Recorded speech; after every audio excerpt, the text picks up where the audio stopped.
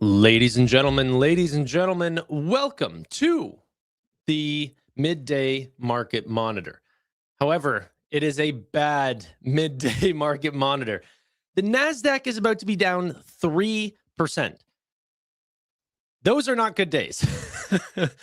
Those historically have been marked by days that essentially have been named.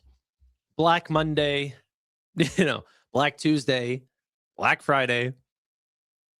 We're not quite there yet, down 2.99%. And there really only seems to be one reason, and that is rate hike potentials and potentially a breather off of a pretty euphoric run up over the last 3 months. So what does this mean for me? Am I buying? Am I waiting? I'm buying into names slowly, not thinking that this is the bottom, because it's normal for markets to have these sort of corrections. This could be a 8% total decline from peak to trough that happens over a 2-week period or something like this. That would be perfectly normal. Very, very healthy as well. And if you've been buying into any of these AI names, which maybe the market seems to be very euphoric, even, 15% haircut, 18% haircut from the top, that's perfectly fine. We're still very green from where we were not long ago. But what are you guys doing? How are you buying this? We got the triple Qs. Wow, why is the triple Qs disconnecting so much from the NASDAQ? Down 3.46%. That's pretty insane. What about the SPY? SPY down 1.8. Crazy. If we look at our AI watch list here, we've got names like Amazon that are down 0.13%, Google 0.8%, Microsoft 1.7%. These are the lowest moving names out of this list, by the way. Meta down 2.8%. After that, it just gets worse and worse. Coherent down 7%, Lumentum down 7%, Intel down 8.8%. CoreWeave now at $98 a share. You can get this company for under $100 a share again. Oracle down 9.2%, AMD down 9.7%, Micron down 10%, SanDisk down 11%. Like, these are some pretty insane moves. And at the bottom, out of everything, Nebius down 14% after quite a euphoric run. Now, are Nebius investors upset here at 223? Probably not. You'll probably be fine on that purchase. But obviously, it still hurts to have this all in one day. And for relatively not much news at all. A really, really good job report signaling to the market that rate hikes are going to most likely come in. And we can take a look at this here.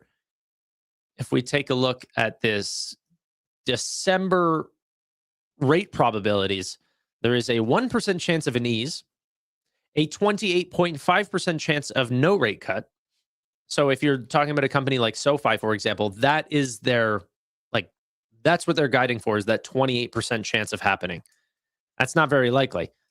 The more likely outcome now, which would be anti-SoFi, which would be anti a lot of financial services businesses, and growth companies as well. Markets love rate hikes, but they're not always necessary. The market loves rate cuts. They're not always necessary. A hike has a 70.4% chance of happening right now. As Paul said, this is normal. It's just usually doesn't happen all in one day. Now, sold all my CoreWeave, Ronan here said. This does pose another question to companies that have lots of debt. Are those debt costs fixed?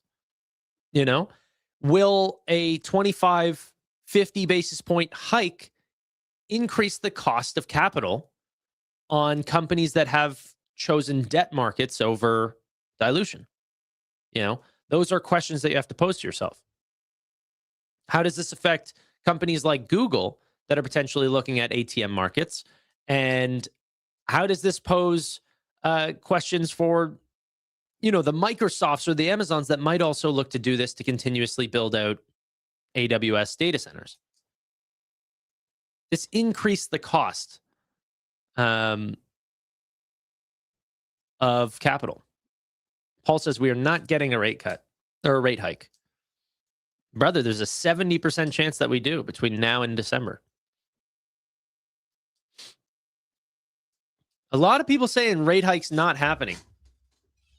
I don't know, man. Wix only down 1%. That's your margin of safety, right? If something is 1 times price to sales, how low can it really go?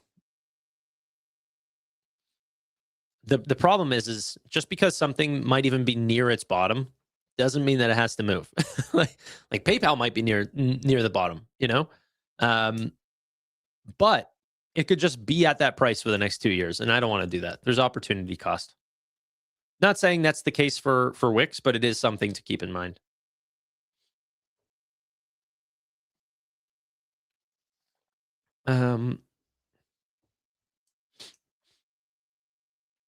The war isn't going away. It is. It seemingly always is the case now with conflicts that they're always posed to the public as being short-term decisions. This will be, over in a week. This will be over in 3 weeks. This will be over in 6 weeks, and then we blow right past those targets. It's how we get into year-long conflicts, 4-year-long conflicts, 7-year-long conflicts, 20-year-long conflicts. Originally, the Afghanistan war was supposed to be short-term.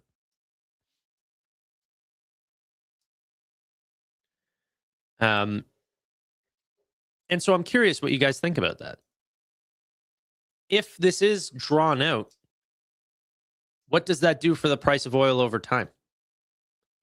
If the price of oil over time is sustained much higher than where we were before the Iran conflict, what does that mean for inflation targets over time? And then what will the Fed do about it? I would not think that there's no chance that we get a rate hike. I think there's definitely a possibility. Once Warsh gets in, which he is in, if they are truly independent, Trump's role is complete. Signed, sealed, delivered, I'm yours. It's now up to Kevin Warsh and the rest of the Fed committee to now decide what to do. And in a perfect world would be doing this based on the data. Up-to-date data. Up-to-date, not inflated data. The NASDAQ is now down 3.5%. I don't think I'm going to switch off this slide. Maybe we just stay here for a moment. It's pretty... that's pretty crazy. If you are a TQQQ investor, which I know a lot of people are, and people look at the triple Qs as being like a long-term or one of the longer-term leveraged funds to use, you are down like over 10%. It's pretty wild. The craziest thing about leverage funds is, like, let's imagine there was a 5x QQQ or something like this. The actual NASDAQ would need to go down 20% in a day, and then those companies, like the actual funds, would go down to actual zero. You can get wiped out in levered funds. Now, I don't think that's going to happen, especially with something as large as the NASDAQ, but it's always something to keep in mind.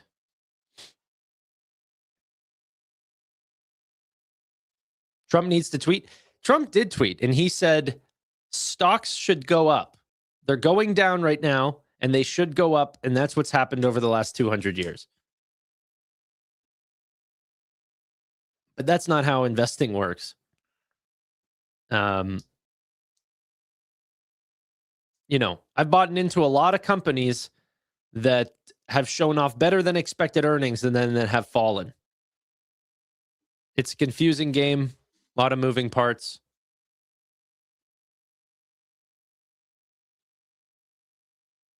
I'm down 10.5% today. I don't even want to look, dude. I don't want to look. And I've been looking at a couple of I actually love this game so much. I love how much just going in and looking at different companies, like how fun it truly is. And I've done this recently with a company. I'll just spoil it. I did this with NuBank again because the company had just recently gotten sold off, and you'll see some videos come out from me about NuBank here over the next little bit. This company is unbelievably good, like truly dominating the market. And yet the forward PE on that company is like 13 times. In fact, actually, what's funny about NuBank today, because it's gotten so oversold recently, during today, it's like not even moving. Like the NASDAQ's down 3.1%. NuBank's down 3, or sorry, 0.3. Dude, we're down. Oh my gosh, dude. This could be like a day for the books. If we close down like something around 3.6%, there are a few days that have done this.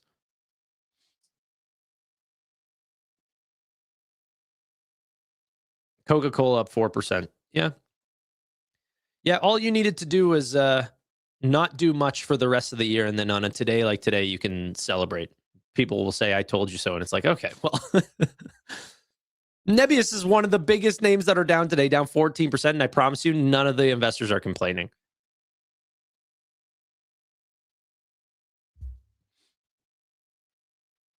Okay.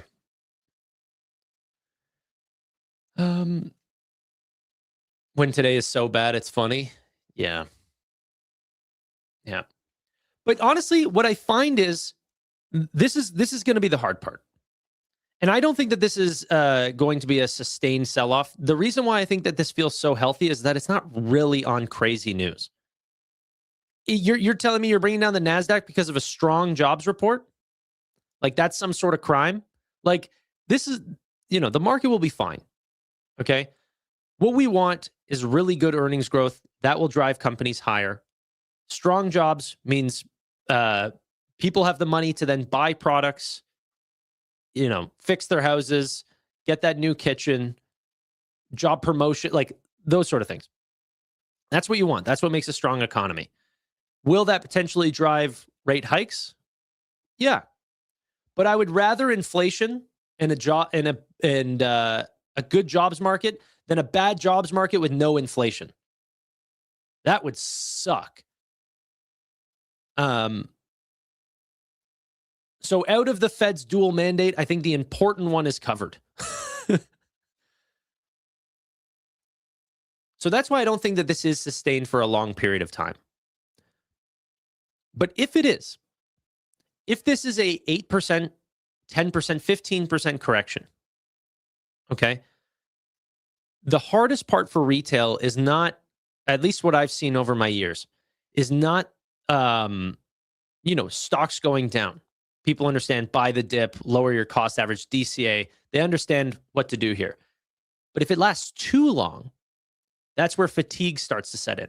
And that's really around the times between, December or even November of last year to March. The Iran conflicts, the tech sell-off, people just got completely fatigued. And by March 30th, you had so many people where companies were at their all-time lows, and I was seeing comments in the videos, comments in the live streams, people selling out of great positions only for them to turn around and run afterwards. The hardest part is keeping the faith when other people lose it. The only way that I've been able to do this is you go back and you underwrite your positions. I've been so like I said, I was looking at NuBank. I've been a shareholder of NuBank since January of 2023. Okay. So I've been holding for longer than 3 years. Sometimes this company, will go like over the last little bit, it's gone from 18 down to 12. And I've not really been underwriting it too much. I listened to the earnings calls, but like I haven't gone through and truly addressed the company in a while because I'm super up on my position and, you know, like everything's just gone fine. So I've had no reason to need to underwrite it. But I thought, you know what, I won't add to this company. But yesterday and the day before, I've been really looking at NuBank and I'm like, dude, this company is stronger than ever. Like, truly, the market is misunderstanding the risks here. They're misunderstanding the opportunity. I think that there's something really tangible here. And the forward price to earnings on that company is 13 times. And they're growing revenue by 57% while net income margins are at all-time highs. Like, I mean, like truly, truly spectacular. And sometimes whenever stocks are going down, what you need to do is go back into the same mode of what got you in that investment in the first place. What was your thesis? Why did you invest? You know, is that thesis broken? Is the management team that you loved still there? Are the products still there? Has anyone caught up? Do they have a differentiated product? What makes that why are you even holding it? And does that still exist? And during moments where we can have these extremely red days, if you take a glance at your portfolio and I say, I love all these companies, I might be worried about one or two, you know? During this sell-off, look to sell those. Look to sell the companies that aren't working.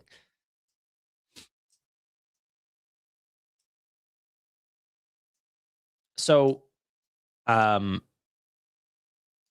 yeah, constant underwriting is something that gets me through days like today. And will get me through the weeks if this continues to be flat over time.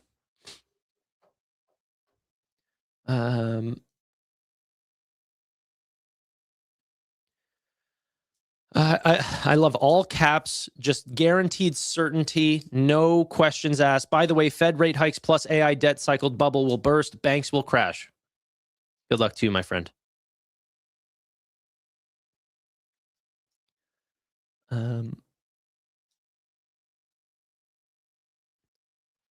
What companies do you think we sell? Well, I don't know your portfolios. You know, the ones that I was looking at, I was going through the portfolio and I'm like, you know, I have done the best whenever I'm buying market leaders, whenever I buy into strength, whenever I'm buying, like Courtier Asset Management put out this study that talked about the amount of companies that can go from 10 billion, from 1 billion to 10 billion. It was like 8% of businesses over the decade have gone from 1 billion to 10 billion. The amount of companies that can go from 10 billion to 100 billion was like 16% of those businesses. And then the companies that can go from 100 billion to 1 trillion was like 31%. It was this unbelievable statistic that if you get to these certain levels of strength, it's more likely than not that you will continue to grow rather than bottom feeding on the companies that have the most potential going from 1 billion to a trillion. That's the goal, right? Is you want the 1000x. But what's so funny is that what they actually showed is like the easiest 10x is actually buying the $100 billion businesses. And you know what? I bet you the statistic continues into buying $1 trillion companies that go to 2. I bet you that the percentage of that happening or something like this is super high. And I bet 2 to 4 is going to be the next one. And right now the numbers are like inflation still need to creep up. We need to have the amount of like actual money supply to allow for companies to get this big, but TSM's only going to get bigger. Google's only going to get bigger. Amazon, Microsoft, Meta. Like, I just find it's impossible to bet against these businesses. And too many retail investors, I'm going off track about what I was initially talking about, but too many investors worry about the market cap and not about the potential and the strength of the business. Sorry. Going back to what I was saying, what do you trim? For me, it's going to be the companies that I thought were cheap, that I think are undervalued. And what I should focus on is just the best businesses in the world that their customers love and refer customers to and will dominate and already own market share because they've proven that they can continue to replicate this over and over and over. Yeah,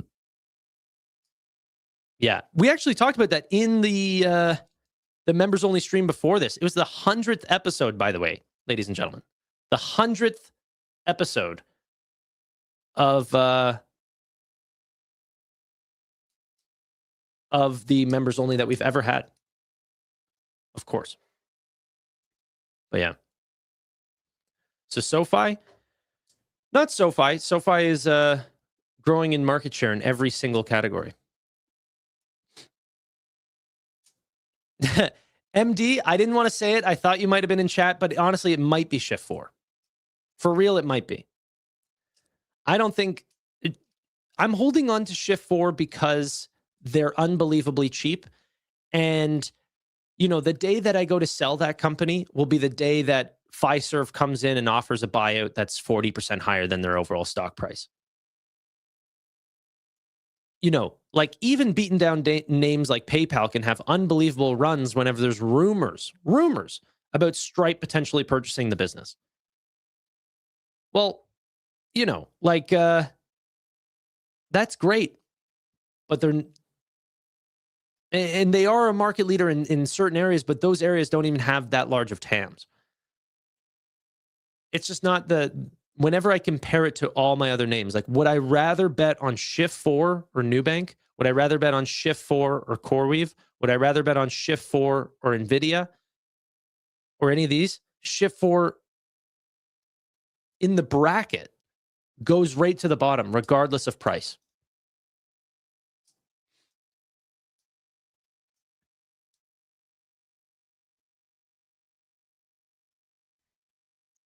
Cheap can always get cheaper, as someone in the chat said.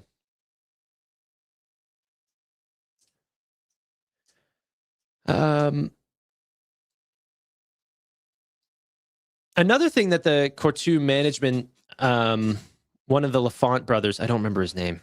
I got to look it up. But he talked about how there's really 3 areas of AI that are going to be dominant. One was consumer. He thought it was about a $25 billion TAM. One was enterprise. I think he called it a $200 billion TAM. So much bigger than consumer. And then the third one was actually advertising. And he said that the algorithms that promote artificial intelligence, roughly about 5% of them are like ran on artificial intelligence.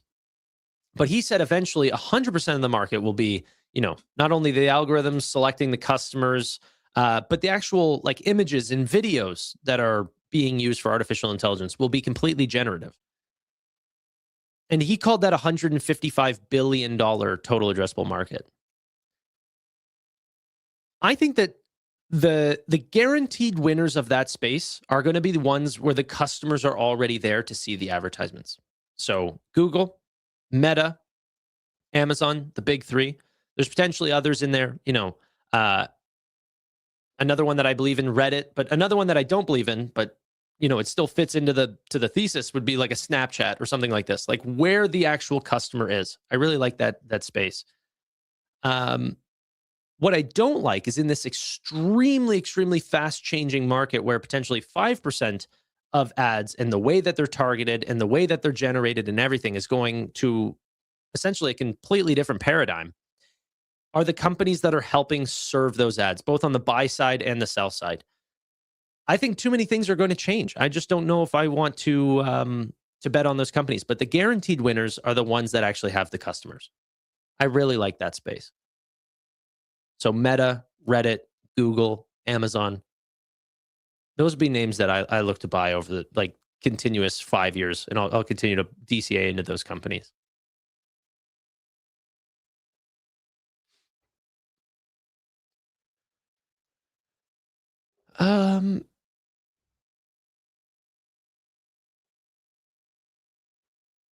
How would a Chinese invasion of Taiwan affect TSMC? Well, I mean, it would greatly affect it. How would I think the bigger question is not how it would affect TSMC. TSMC would go down, you know, massively. Also, I'm not even sure that the United States wouldn't, if China somehow fully took over Taiwan, would America just let them have those plants and fabrications, I can't imagine that to be true. They'd probably like bomb the sites or something. Like, they are absolute critical infrastructure that's on that's in China's neighborhood. It's actually like surprising how much critical infrastructure is there for the future that's right beside China. That said, I think the less worrisome part is what does this mean for TSMC? I think what it honestly means is, what does this mean for NVIDIA, for AMD, for all the silicon names? They're the biggest name, or like all the biggest silicon names, are the biggest name in chips. It would be devastating. It would be devastating for Apple. It would be like the whole market would collapse.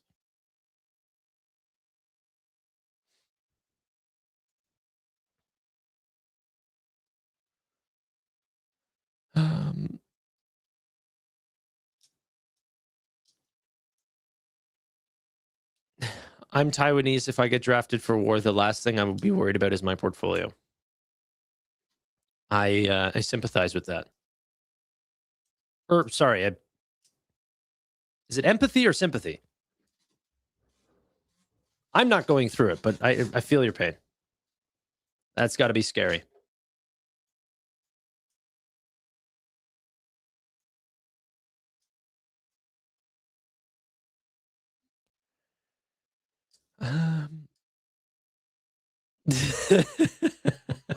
I literally did it while reading your freaking comment. That sucks.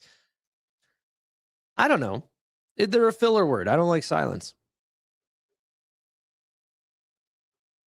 I want to do it so bad right now. I'm holding my breath. People are going, you mean sympathy? 50% of you guys are saying what I mean is sympathy, and then the other 50% are saying it's empathy. This chat would not, including myself, we would not be smarter than a fifth grader.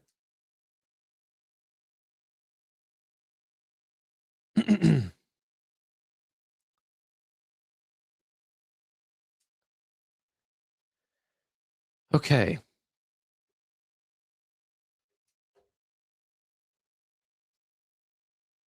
Let's continue on. See some news here. Anthropic urges global pause in AI development, flagging self-improvement risk.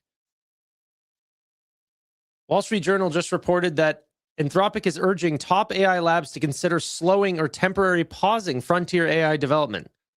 The concern is recursive self-improvement, where AI systems could improve themselves without human intervention.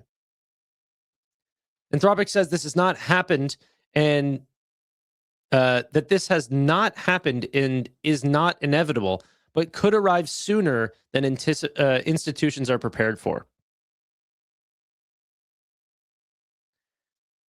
That screams regulatory capture to me, does it not?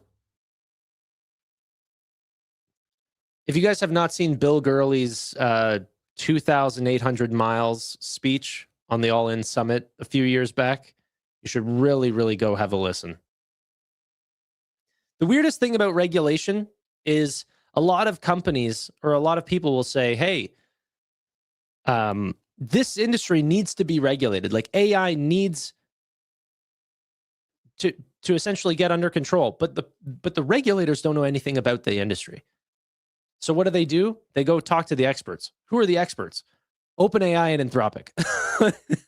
They go talk to the companies that they're regulating and saying, what the heck? How do we, help us understand your business? And what ends up happening is that the biggest companies are saying, hey, you know what? You need a framework like this that we have. And you need to make sure that everyone else has this framework that we have that's super expensive and like cumbersome to create. And you can't do with a team of 2 people.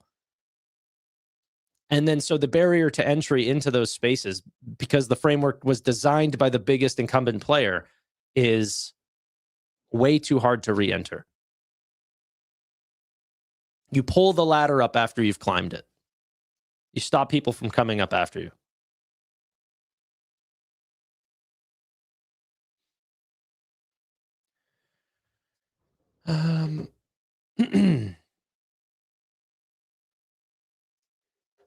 Okay. What do you think about the network infrastructure for AI? You got any plans? Well, I think NVIDIA plays a really big role there. Um, you know, that's definitely my biggest plan. I would say that's my only plan right now, but could potentially I get into other names, Broadcom being one of them, Marvell maybe in the future, something like that. That might involve or that might be in the portfolio.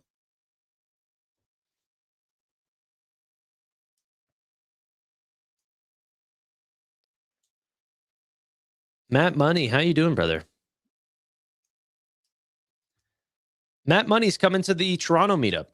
So we have Amit coming, Matt Money, Tevis, Stephen Fiorillo. Now we just got to get a few more of the lads.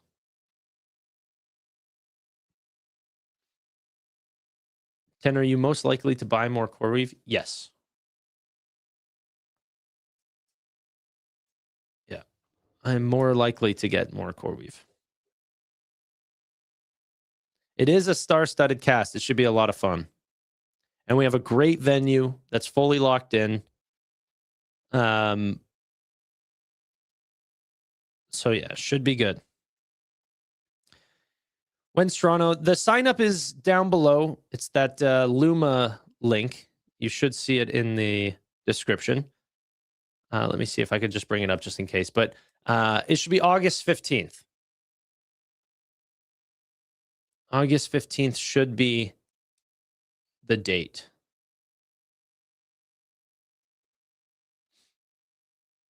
If someone wants to post it in chat, that'd be great. I'll pin the comment to the thing.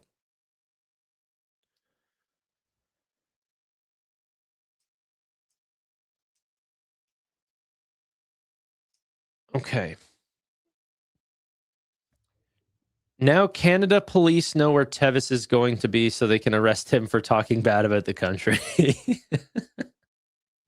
You guys really think it's like that out here, eh? Yeah, the thought police are after him. Okay, let's see if there's any new news populating the investment sphere. Have we hit a bottom here?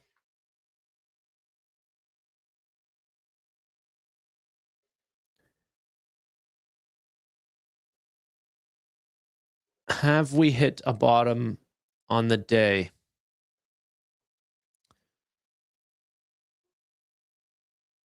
$2 trillion Morgan Stanley. Oh, yes, I saw this. Morgan Stanley expects SpaceX to reach $3.4 trillion in annual revenue by 2040. And they also believe that by 2040, they're going to hit $2.7 trillion in adjusted EBITDA. How does that even make sense, by the way? How are you making adjusted numbers, adjusted EBITDA numbers going out to 24, like 14 years from now? You have margin expectations?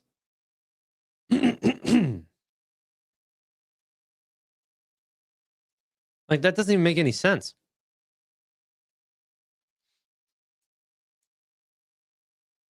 BS, they just want to pump their shares.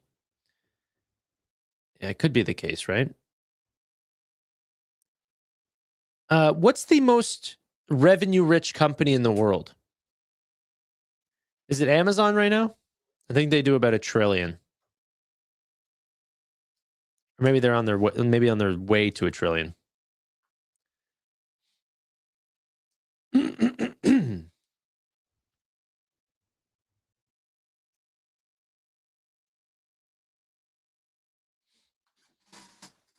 Stack Silver is here. How you doing, brother? Haven't seen you in a while. Is it Walmart right now? Trump is live? Okay, let's go see that. What's he? White House.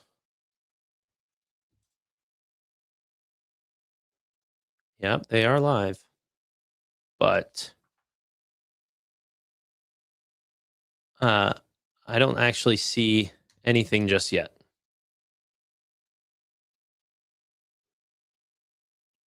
Okay. Whenever I do hear something, I will switch over. That said, let's see where Nebius is now. Down 13%. IREN down 13.4%. CoreWeave only down 8.4%. Even though they're the company with all the debt, wouldn't it make more sense that they would be the company that's oversold here? Or that sells off even more? I'm actually surprised about that. NVIDIA 208. This is the greatest thing about sell-offs is like you can find companies you love at just cheaper valuations than whenever you loved them before. Like whenever I first started buying CoreWeave, I think it was like 105. Now it's 99. Well, I'm going to like it even more now.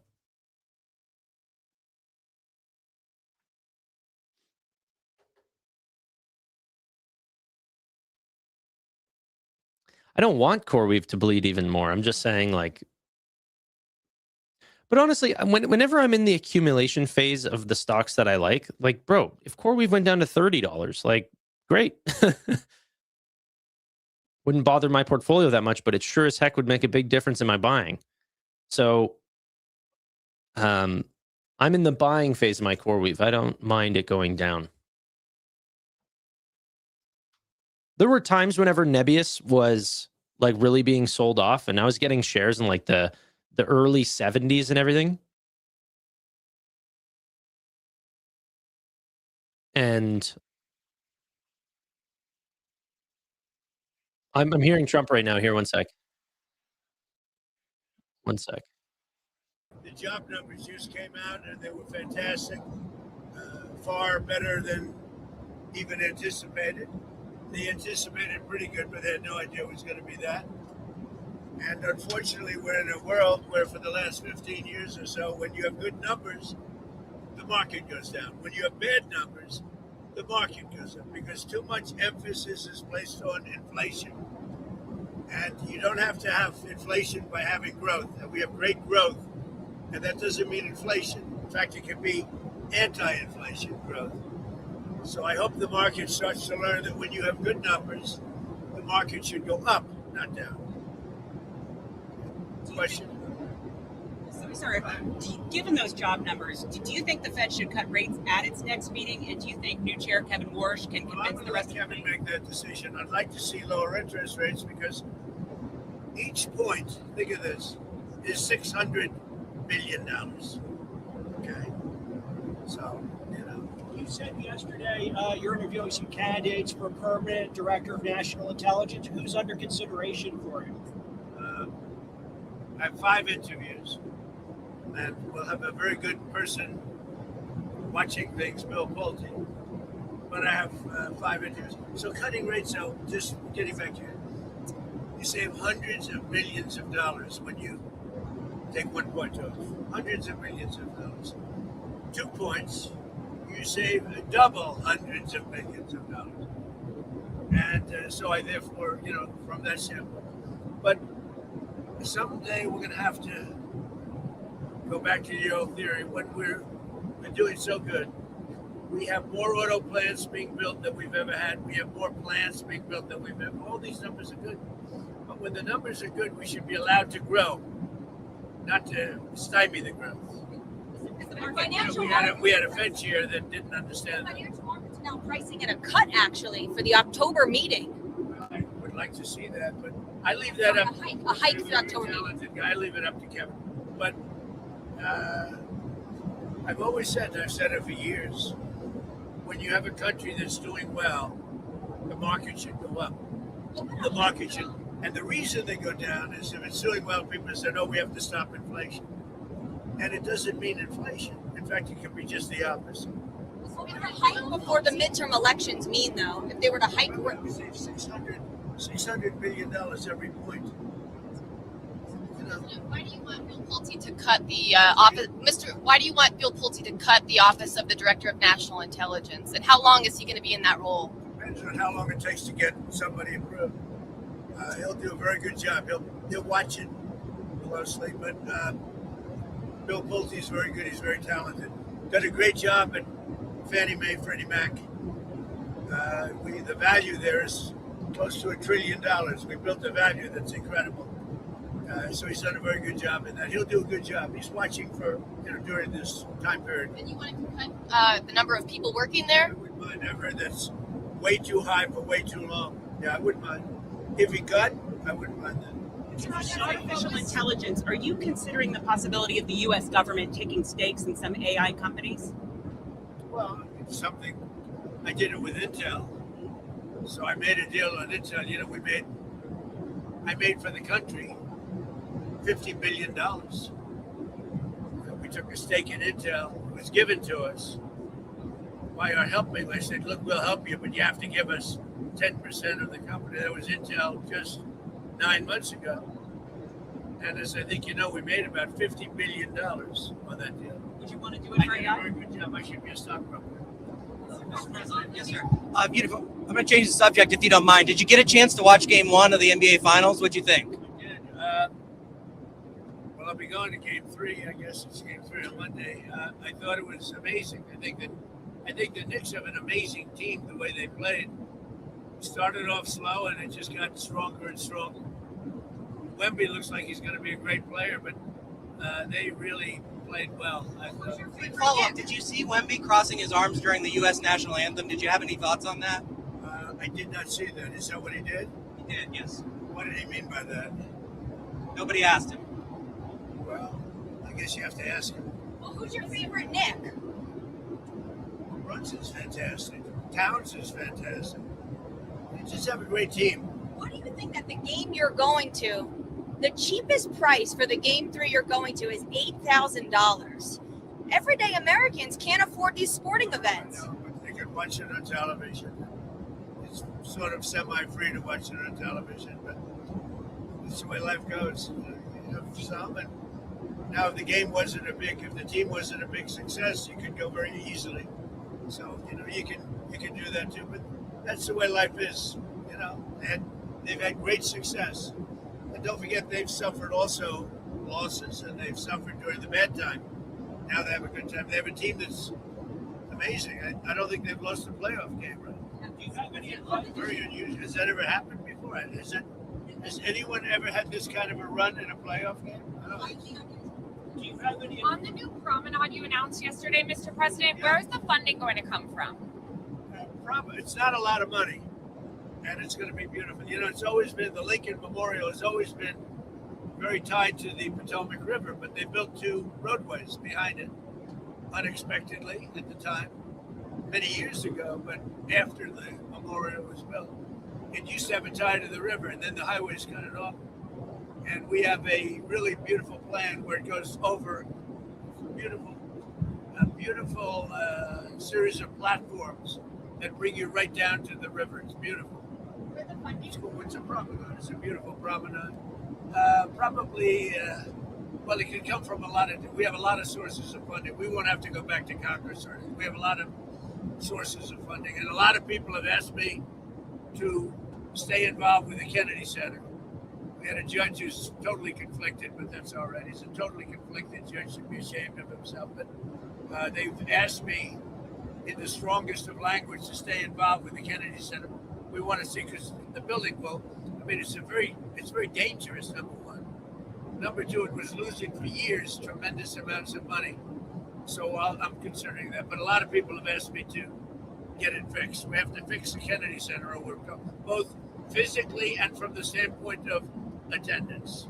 Mr. President, on oil and gas prices, I know you're saying that the oil prices and gas prices will fall after the conflict ends. Would you limit exports of gasoline if prices in the short term go up? So we have a lot of alternatives, but the beautiful thing from our standpoint is we have more oil and gas and coal and everything else than any other country on the planet. And then when you add Venezuela to it, we have probably 64% of that type of energy. That's unbelievable. The Venezuela is working out very well. We're getting along incredibly. The country is happy. The people love the USA.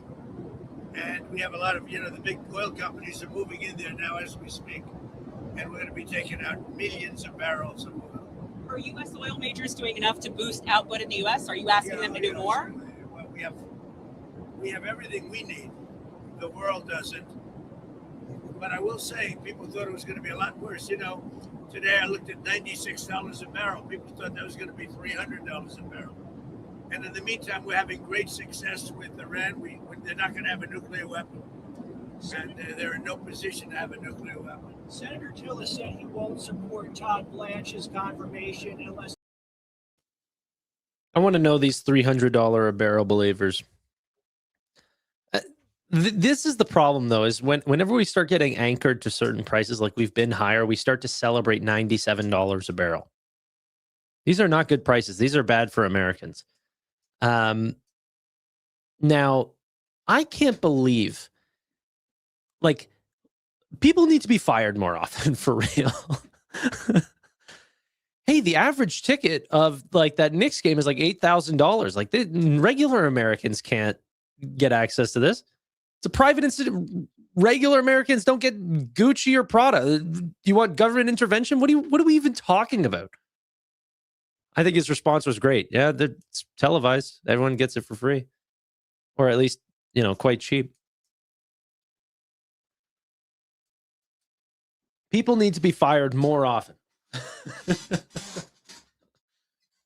But the high prices of oil, I would not be commending. Okay. Just take Canada's oil. Yeah, we'll sell it to you. I mean, you could probably come take it by force, but I'm just asking politely. Who knows? We're Canadians. We might open the door for you. Okay.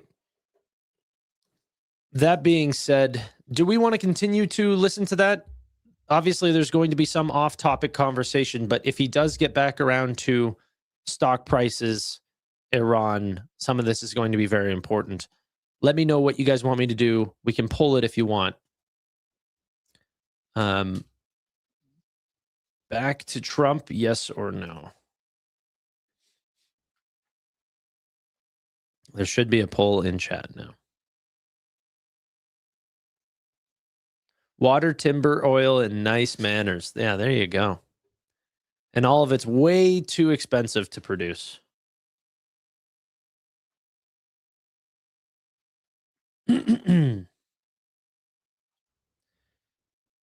Jensen marked the top with Marvell comment. It seems it was the last straw. Dude, we've had 5 green days since that, and then we've had 1 red day, Ben. 1 red day. I bet Marvell has not even your quote unquote top comment. It's probably above whenever he said that. Still.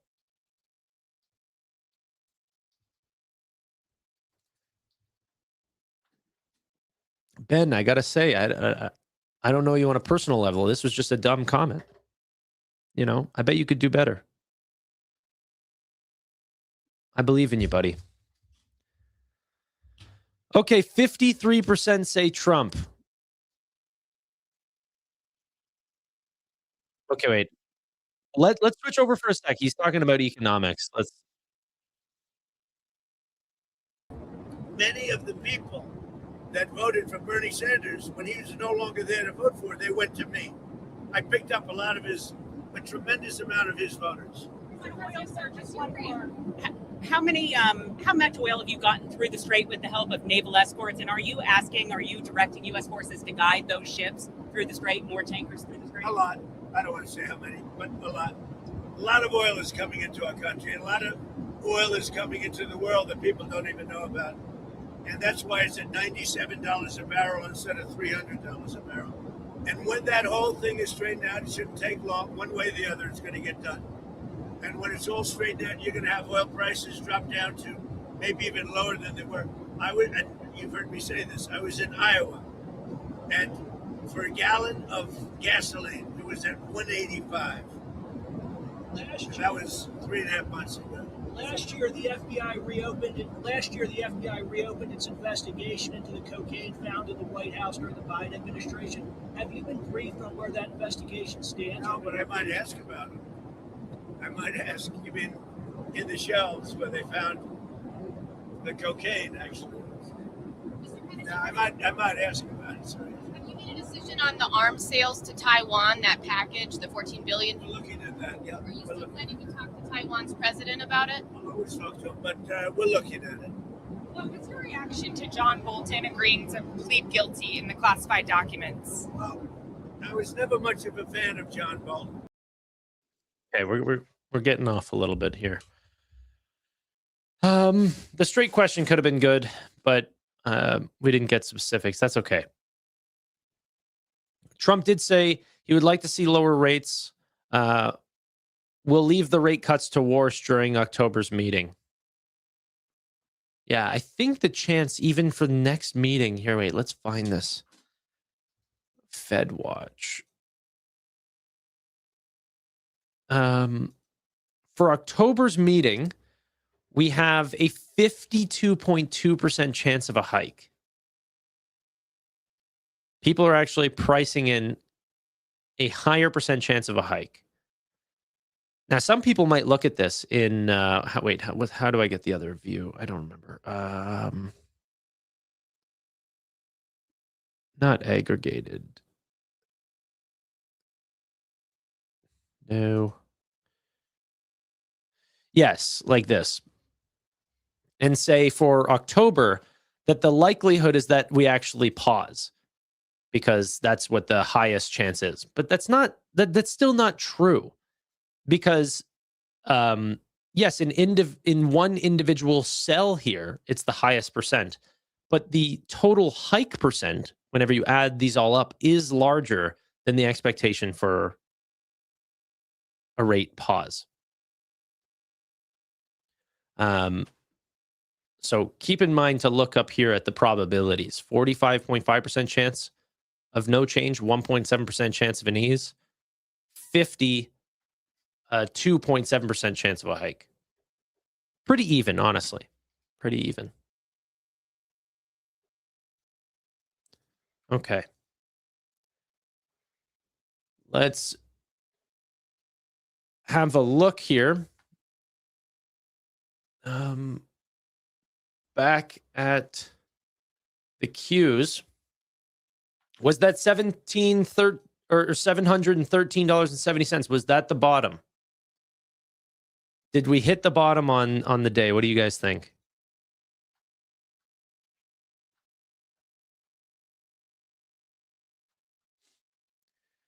If they're pricing in a rate hike and we get a rate cut, we're going to rip higher. I mean, yes, literally yes. Yeah, if the expectation is for a hike and we get a pause, that'll be amazing. SoFi will rip higher. Financial services companies will rip higher.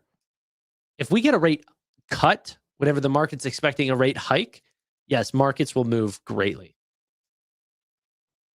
That's the thing, like the S&P 500, like even talking about this sell-off here today, we're 7460 right now.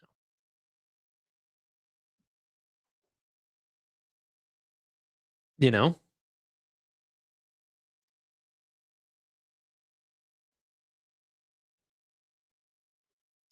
Yes, that was the bottom. A lot of you guys saying we just bottomed. See, I just hope that we're not getting...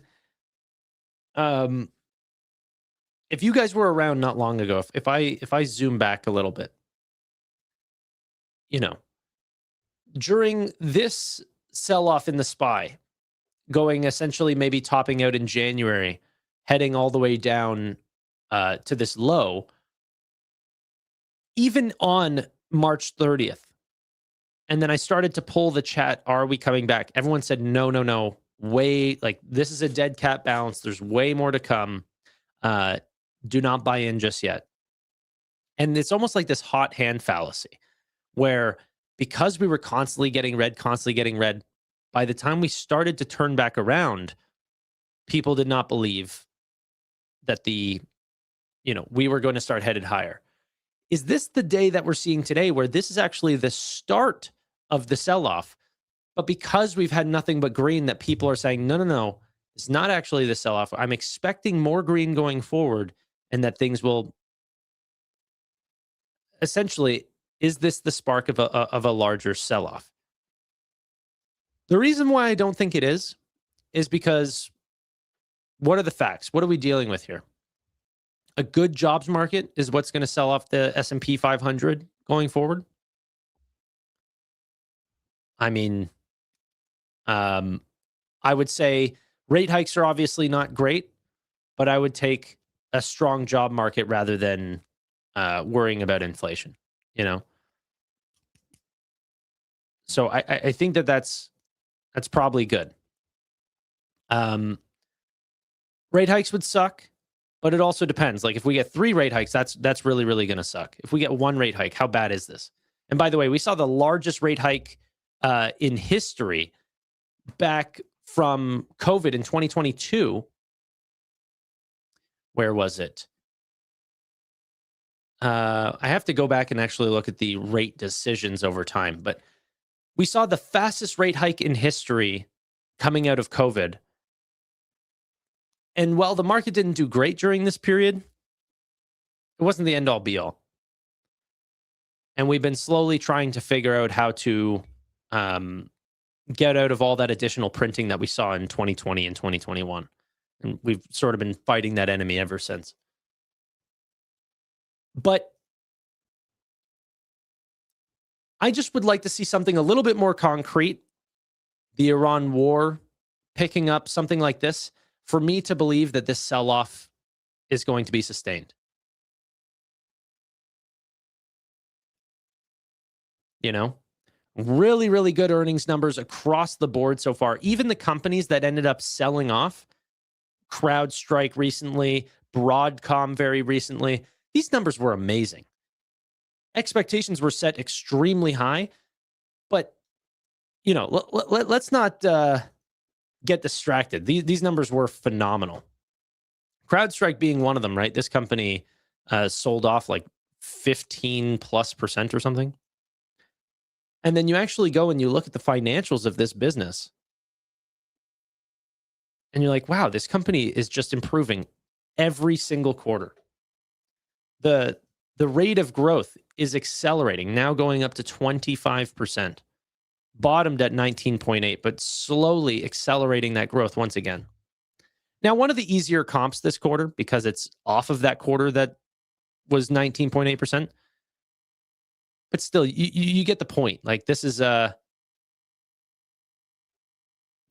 the sign of like a weak earnings market. And then whenever you actually look at the PEs and the valuations of these companies, CrowdStrike, you can definitely you could argue to me that this company is extremely expensive.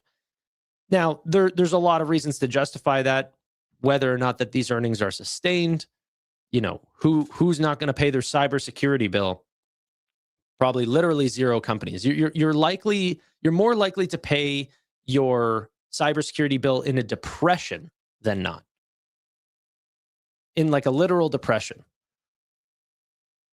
But at the same breath, you know, their forward PE on CrowdStrike is 137 times. You could definitely pose to me that that is frothy. If you go through the Mag 7, which is making up for a large part, you're talking like almost 30% or something crazy like this, 25, 30% of the S&P 500. And you look at their price to earnings ratios that you're paying, a lot of the times they're actually cheaper than the general S&P, the other 497 or 493 companies. I don't think that those are expensive prices to pay for quality, you know, high margin businesses that are very cash rich. The data center businesses have changed that a little bit, but you still have the Apples and the NVIDIAs of the world. Like these are cash heavy businesses. Let's go ahead and take a look at what is the average PE on these companies. Did I click the right one? Let me share my screen. And then let me zoom in to take out any anomalies here. Okay, wait, sorry, I'm showing too many companies. CoreWeave doesn't need to be on there. Oracle's not. And I'll add in Apple and NVIDIA as well. Okay. So Google's price to earnings 24 times. Amazon's 31. Meta 32. Is this correct? Oh, no. I was like, what the heck? Sorry. I was on the wrong timeline. I was like, this does not make any sense to me. Apple 37.8 times. That makes more sense. Meta looks to be 22.1 times. Microsoft. Is there any way that I can read this other than right there? Okay, perfect. I can read it down here. 22.5 on Meta. Amazon 31. Oh gosh, I'm reading the wrong side. Anyway, you guys can see it here. And if you can't, let me zoom in. Yeah, now I can see it. My camera was right in the way. Even NVIDIA growing at 85+%, likely to do essentially 100% growth year over year next quarter, is trading at 31 times. It wasn't even dyslexia. I wish I could show you guys what my view is. I have a massive camera that sits in front of my monitors. So anything that's on my left monitor that's close to the center of the screen, like so over on this side, my tripod sits right in front of it. So I have to kind of like lean over and look around my tripod.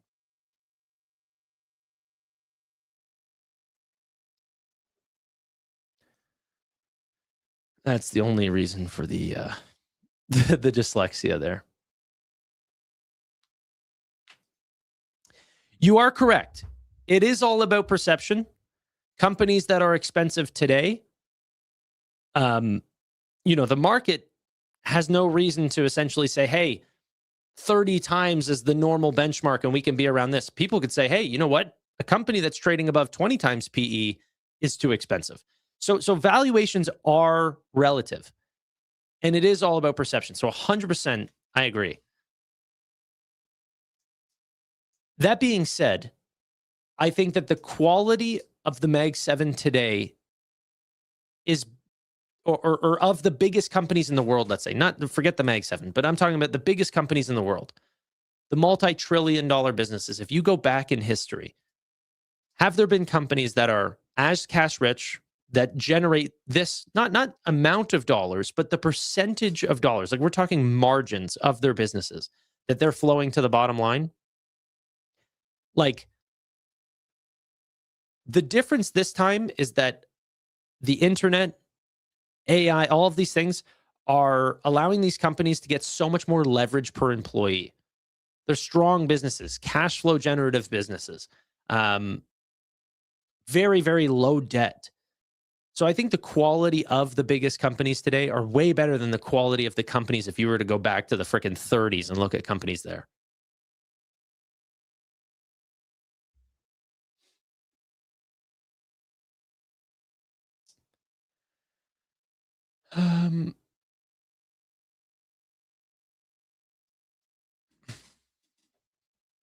Just DCA and sit tight. Yeah, AppLovin is green, which is hilarious. I saw that as well. If your company is green today, you're doing something right. Or maybe not. Honestly, Coca-Cola is up 6%, but dude, what? Coca-Cola's up 70%. Oh, okay. It was a really, really good comp there. You're comparing it right before it ended up falling off a cliff. Okay. If you were to zoomed out just a little bit more, it'd be up 27% roughly. But the comp rate now over the last 1 year is Coca-Cola being up 70% in the last year. And if you were to even be more selective after it had ran up quite a lot, you'd almost be up like 100% in the periods between May and May. Oh my God. That is pretty crazy.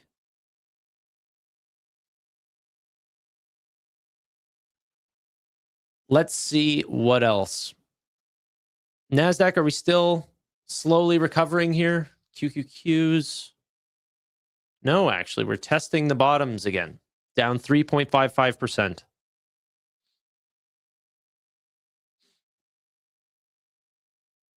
Oh, sorry, you're right. That is the Coca-Cola distribution company. You guys are correct. This is the Coca-Cola distribution company. They are slightly different. It still is Coca-Cola, but this is the actual Coca-Cola, the company. Yeah, you are correct. I don't even know why I'm following this. Why do I care about Coke? I wouldn't even follow this one either.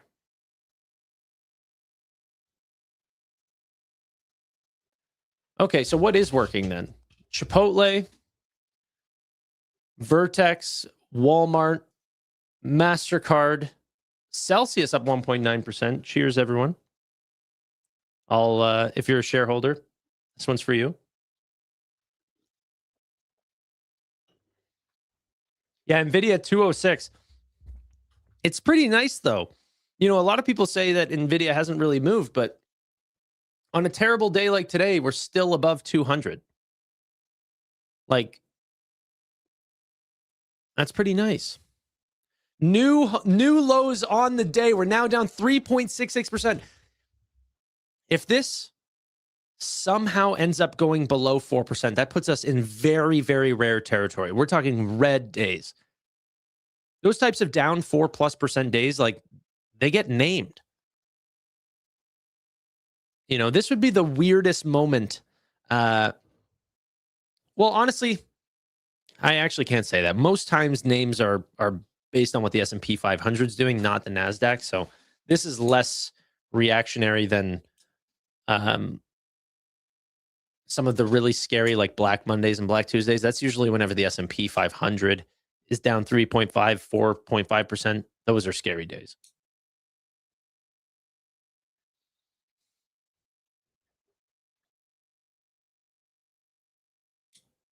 Okay. Nebius down 15 now.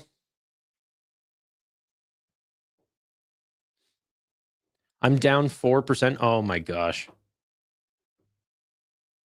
Yeah, it would be a bad day to look at the portfolio. I'm not even opening mine, for real. Why do I need to? I might buy some stuff later on. But we're still falling.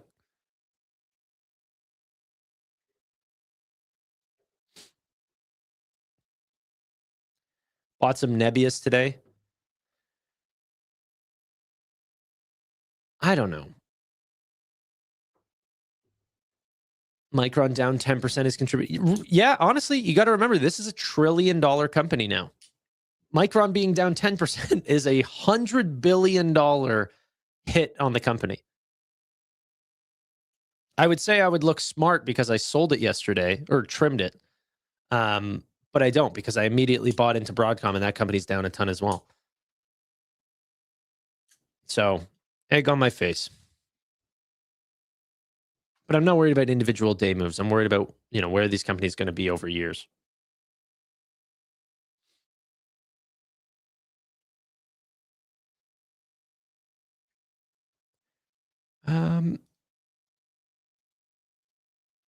I'm down 20% in 2 days. What were you doing yesterday, brother? Yesterday, like, wasn't even a bad day. I went to the casino on Thursday.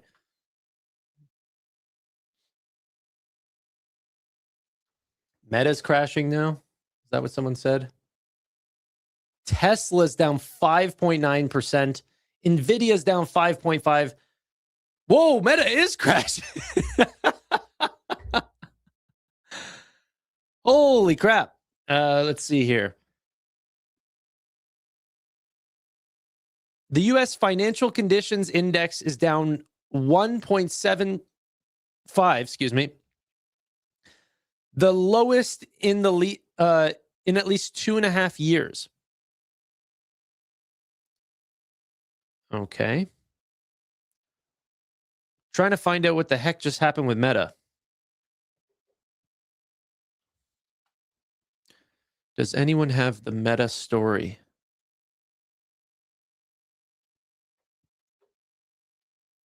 Meta raising tens of billions of dollars in stock offering. Yes, dude. How? This is so funny. I get that this hurts Meta today. This came right after the Google offering. This is exactly what I said was going to happen. Watch Amazon follow. Watch potentially Microsoft follow. Microsoft, like, maybe a little bit differently. I don't know if Satya wants to take on that much. Like, the people are already hating on the company a little bit. Meta doing this even after the stock is down to $600 is crazy. But here, let me tell you why this is great. What do you think they're going to do with the capital? I would bet that they're going to go and buy NVIDIA chips. And it's funny that NVIDIA, Broadcom, AMD, and all of these companies are not moving on this news. That's how bad of a day today is that Meta is down huge. Raising on, I mean, guys, this is how funny Mark Zuckerberg is. I honestly think he makes a lot of the right calls, but just his luck, he raised on just like a Black Friday. You couldn't have pulled out last minute. Do this on Monday, you idiot. Come on. Like, read the room, dude. This is the worst day ever. You don't do a private offering on a day like today.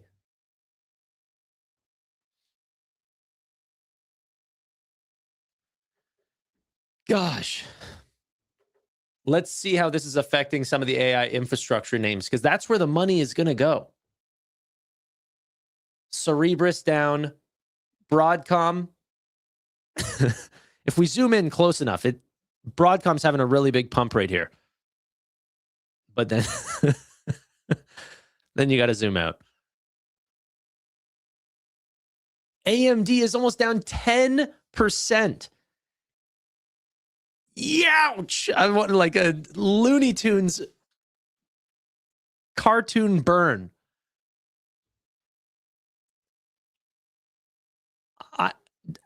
Dude, CoreWeave is down to $97 now. Micron is $887. Oh, guys, Meta is no one cares at all. The QQQs are about to be down 4%. Meta caused this. They said, we don't care. We're going to put fuel on this fire.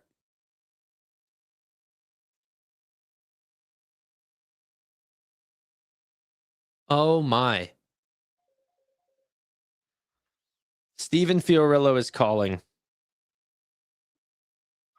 Steven, what's up? I'm live. I know you're live. I was watching. You freaked out over CoreWeave. You're a good role model. How are you doing? I'm doing great. How are you doing? You're doing great. Meta just diluted by tens of billions of dollars. They're down 6%. Yeah, it's all good. Yeah, we'll make it back on the NVIDIA and Broadcom trade, I guess, right? Listen, it's going to be okay. Are there things that are down double digits? Yeah, so what? It's okay. Yeah. Don't freak out. The real question is, what are you buying? I haven't bought anything yet. I haven't even picked up. Dude, oh my gosh. I have not picked up the phone and bought anything just yet. IRN is down to $52 a share, down 16%. Nebius is under 220. I knew I shouldn't have rolled those calls. I'm just kidding. It's one day. God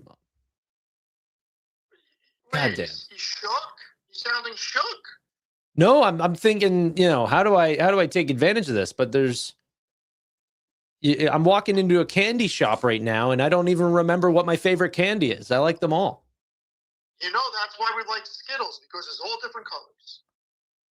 You telling me is that an ETF reference? What is it? What are you trying to tell me? I'm just saying. There's a lot of things that look interesting. Now, here's the thing.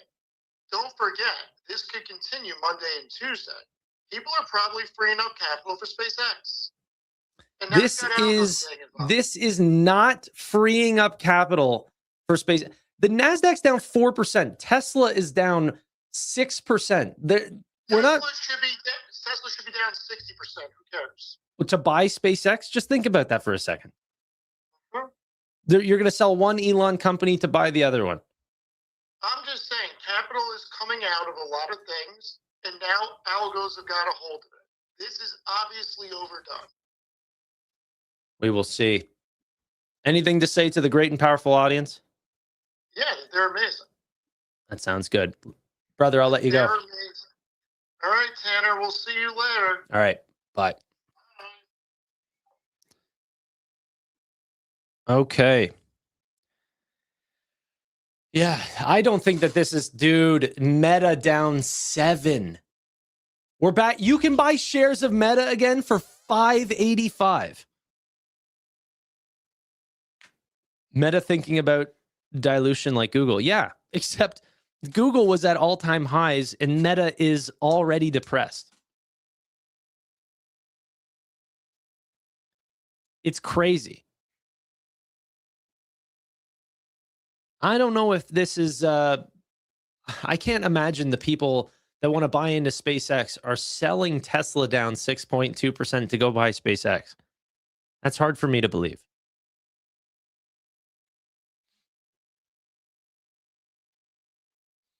How much did Meta dilute? What we see right here is that they're weighing.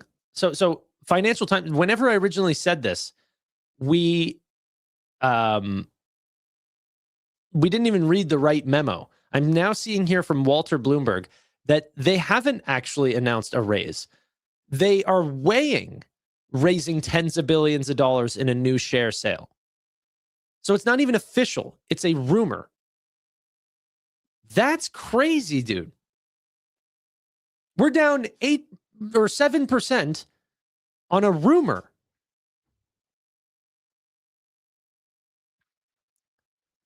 Meta did not sink the market. Financial Times sank the market. The VIX, the great and powerful VIX, is up 22% right now. Oh my gosh. Fundrise Innovation Fund down 21%. It should be down even more. T1 Energy down 20%. I know a lot of people who are looking into entry into this name. This is a Leopold Eschenbrenner stock. You know, think AI infrastructure, energy type plays, you know, and he's been really talking about this name. Do you want to get access into this company and prices that haven't been seen since May 26th? Doesn't seem that long ago when you put it into that view. But pretty crazy nonetheless, a 20% dip. Same with Poet, NVTS as well. Also down around 19%. Enphase down 16.8%. Redwire, Boost Run, Iren, Cipher Mining. These, I think, are the, sort of smaller, a little bit higher risk names. Nebius, though, not one of the smaller neoclouds. This is what we consider a giant neocloud, down 15.5%. But a lot of AI infrastructure names taking big hits here. The smaller names, not the bigger. Well, I can't say not the bigger. I mean, Broadcom. But even like, if I go ahead and take a look, I don't think there's ways to say that this is thematic trading at all. Like Bitcoin's down back to 60,000 on Bitcoin. Ethereum is fifth. Oh my gosh. I did not realize this was the sell-off that we were just seeing right now. Oh my gosh. We are toying with like the lows before the last rise of $1,385. Ethereum is like legit dying right now. Like we're down 11% on Ethereum.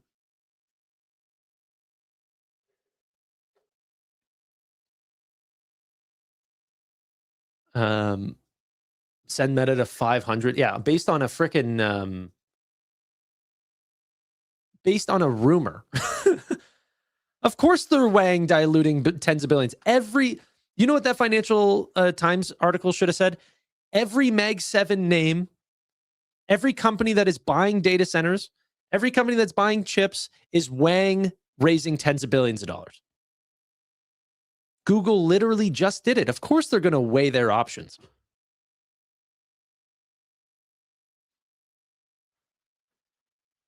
Oh my.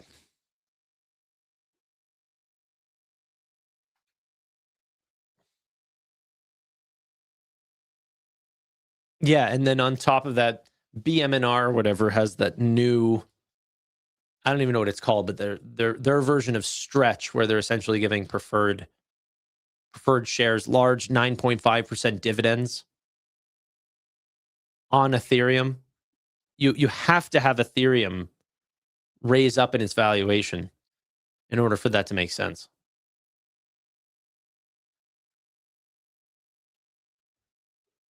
This name is dead in the water until further notice, BMNR.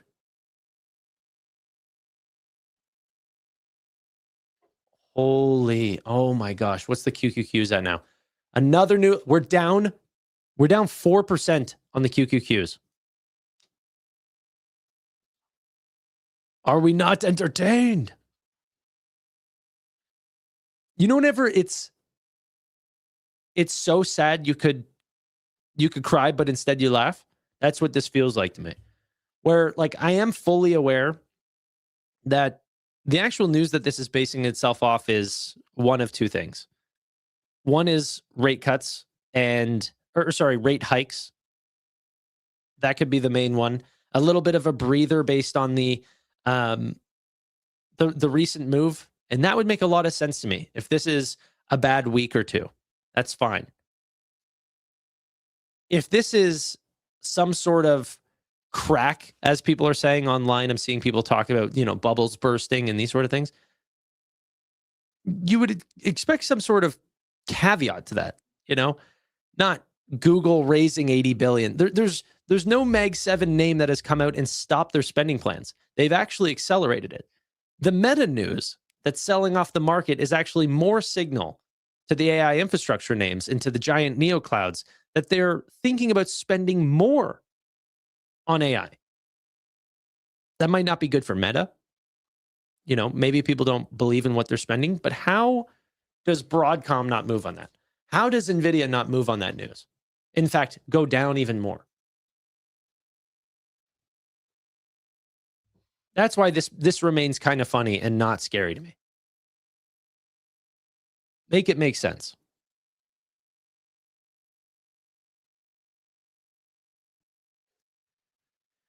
Crash after crash.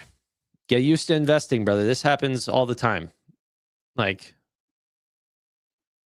people will tell you, they'll say, hey, bull markets last 7 years, bear markets last 3 years, and then the cycle continues. But it really doesn't work that way. Like, same thing with like the average S&P return. People will tell you 10%, 11%, these sort of numbers. But the S&P 500 very rarely does 10 to 11%. It does a lot of 30% and it does a lot of negative 15%. And it's extremely volatile. And whoever pitched you on believing that the gains were linear, it's not. So there'll be these incredibly euphoric moments and then these depressing moments and then euphoric again. And that's the game. It's way more fun this way. QQQs are still up 3% on the 1 month chart. Well, I mean, I'd hope so. It's a freaking month, but they say the stocks take the stairs up and the elevator down. If that's the case, that's a scare. This is a scary elevator, you know? Let's not believe that. Not today.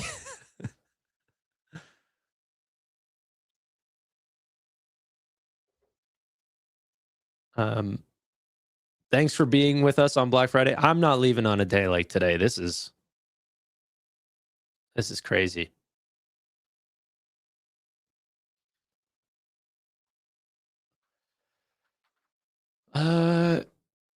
Steve Witkoff and Jared Kushner traveled to the National Lab in Oak Ridge, Tennessee on Thursday for consultations with a team of technical experts on how they could play a role in nuclear negotiations with Iran. Axios has just learned. Okay. I just bought 30K of Nebius. Good luck to you, my friend. Renee Gomez. Yeah, it's your Friday. It's a Friday sale.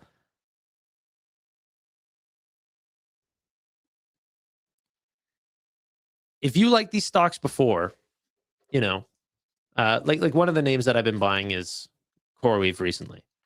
If I liked it before, do I now all of a sudden on a day like today think, oh, I got the thesis wrong? Every single thing is down. If I believe that this was a thesis breaker for CoreWeave, I'd have to look at the entire market and go, okay, well, you know, this must be a thesis breaker for all of these names. Red names don't, red movements don't always correlate with what the business practices are actually happening, you know, in the actual business world.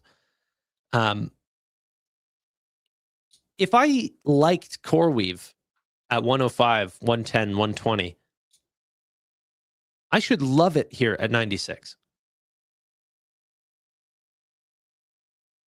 But then the next question is, like, a lot of people can definitely understand that and they'd be like, yeah, of course. But maybe it gets to 90. Maybe I can get it at 85. And then greed starts setting in. And then people go, okay, well, maybe I'll just keep stacking a little bit of cash. My question is when do you start writing on red days like today? When do you start writing cash secured puts? Like, if I were to do a cash secured put on CoreWeave, how terrible of an idea is that today? Or should I wait for tomorrow? Or sorry, Monday. Ah, but weekends are so long.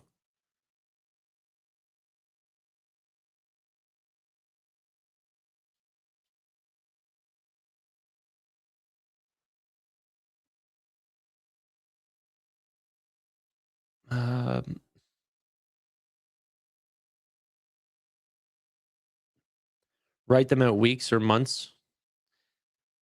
Every single comment has been a different answer. Monday, right now, today, don't do it.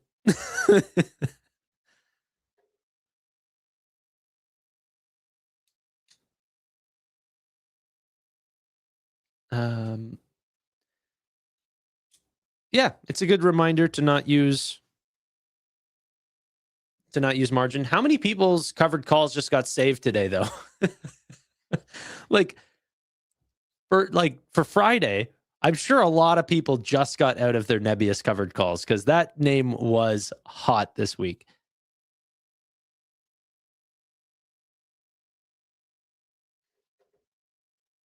I could just check the things. You are correct.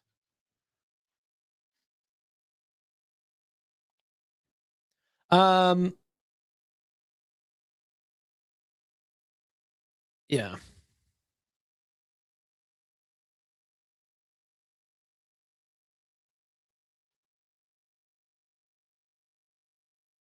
That's pretty crazy, dude. That's actually pretty nuts. That's a lot of money.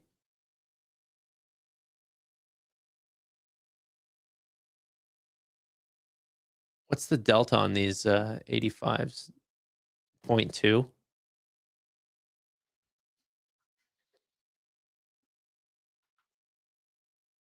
Pretty nuts.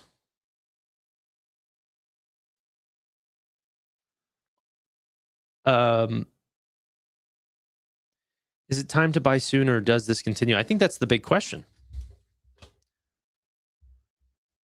I'm not sure I have the answer. I would say that, there's definitely been a couple names that have run a ton over the last month or month and a half or something like this. And sometimes whenever I look around, like, I didn't even realize how much Broadcom and CrowdStrike and all of those names that actually had gone down on earnings. But I was like, dude, wait, what? CoreWeave was, CrowdStrike was like almost $800 going into earnings. I was like, I remember this company was at like 400, like 350. And then it was $800 going into earnings. I was like, what were you guys even expecting?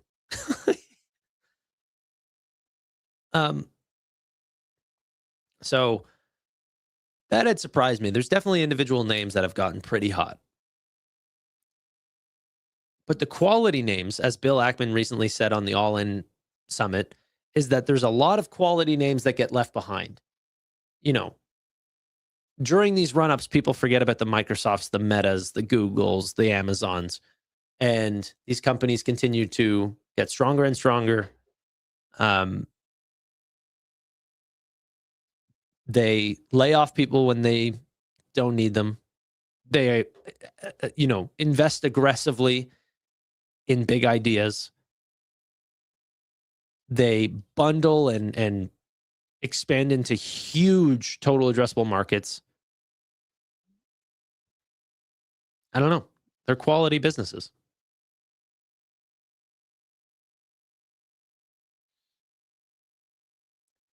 Meta's pumping right now? I wouldn't call that pumping, but yeah, I think this is a good trade of people realizing that it's a rumor.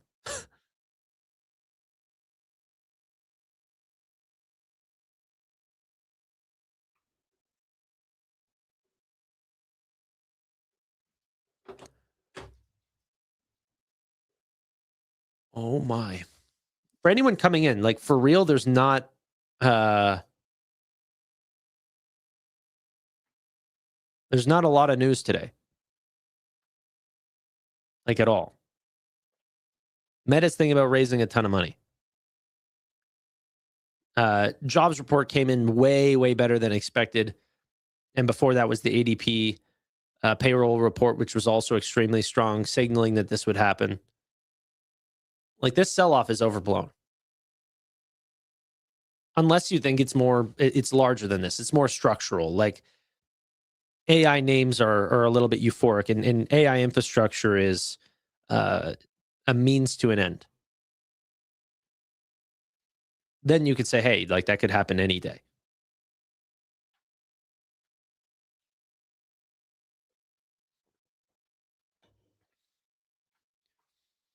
Or I don't know. I don't want to speculate with what market makers are doing. I don't know. It's always a Friday, though. I always get a little bit suspicious. Like, everything just ran way hotter than we thought, and now it's all selling off. I'm like, I don't know. I'll probably buy this Friday. Kelly just tweeted, I just started a small position in CoreWeave. Kelly, are you here? Are you literally here right now? I bet she is. That's my guess. Kelly's lurking.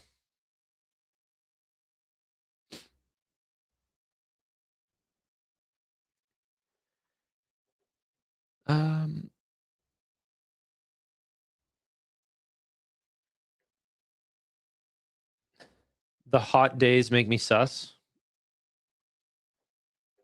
Dude, we're about to be down 4.2%.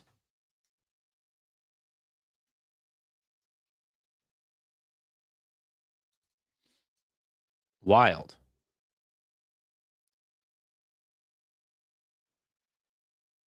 I just added to CoreWeave on my RESP. RESPs for non-Canadians are like kids' accounts. Education and savings plans.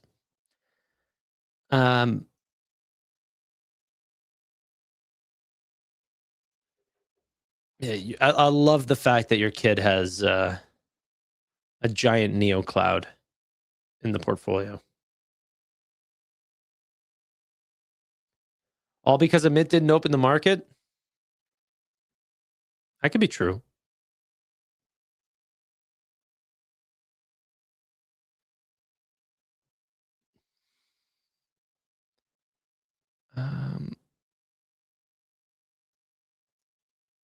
Okay. People will start to post their buys on X. Usually you don't see this. Usually people stay very quiet during these sell-offs, and then people end up posting their portfolios after it's ran up. But this is the time to buy. That's not like a dumb thing for retail. Is like, I know people make fun of the buy the dip type things. It's very easy for retail to buy the dip on one really, really bad day. If this continues, that's whenever the thing will dry up. Did I call it or did I call it?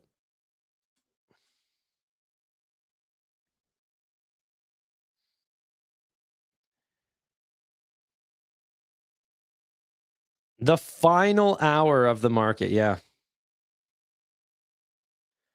Is Amit, Amit, are you still here? If you're not here, I'm going to call you. I want to know if you're closing the market.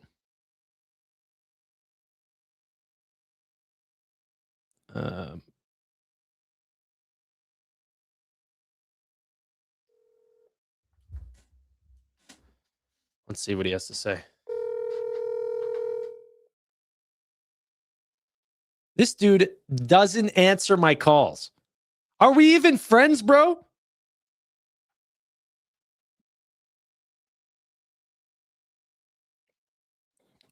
Are you closing the market?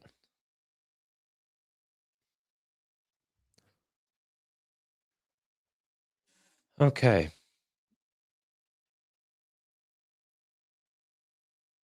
He's not closing the market. Let me know right now. Do we take this to market close, this stream, right now? I for real got waitlisted. Yes. Twitch chat says yes. Yes, yes, yes, yes, yes. All right. Okay. We'll do it.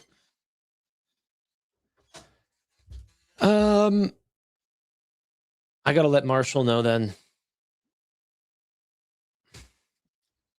I will be live till 4. Okay. I got you, Amit. Thank you, brother. Well, then we got to stay busy. I'll get a bunch of different news sources up. SpaceX IPO demand is about twice the size of the $75 billion offering early in the roadshow, sources say. Can you imagine if this gets like 10x subscribed at $75 billion? Oh, no. Yeah, maybe that is why the QQQs are going down. Holy crap. Tesla down 6.4%. NVDA, which literally is going to be one of the greatest beneficiaries of Meta raising, tens of billions of dollars, is down on the fact that Meta is going to raise tens of billions of dollars. Meta creating a Nike swoosh in their chart here, just do it. And NVIDIA sees no respect.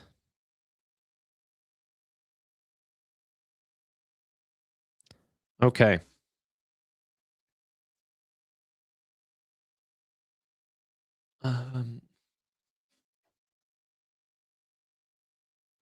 Bitcoin is puking. 59. We're under 60,000 on Bitcoin. You know how many times I've heard people say, like, we're never going to fall below 65,000, or it's always like the last high or something like this. This is a very, very big change. Now, to be fair, the thing that's always concerned me is that the winter usually lasts about 1 year. Like literally on average, I think it's like 364 days or something like this. We are like halfway through that. So there's not a lot of, I don't think, technical sign to say that it has to return anytime soon. HS Chen, thank you for the donation. Did that come with a message? No message. Thanks, brother.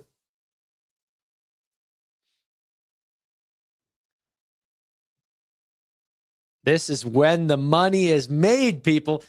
It is true. To be fair, well, with a caveat. One, this is 1 day. Okay. The 4% NASDAQ is not going to change too much. But the, 15% off Nebius, the, I don't want to name too many individual tickers, essentially calling them winners, but there will be individual names that end up selling off. And then if this continues into next week, that's definitely where a lot of money is made, is the people who had the balls, or the gall, I should have said. Keep it not maybe so gender specific. A lot of ladies in this chat. But those people will be greatly rewarded for taking on risk while the market is sinking.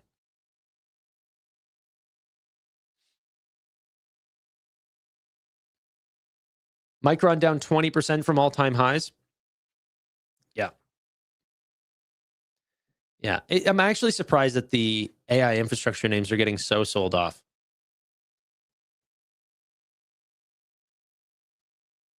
Kelly is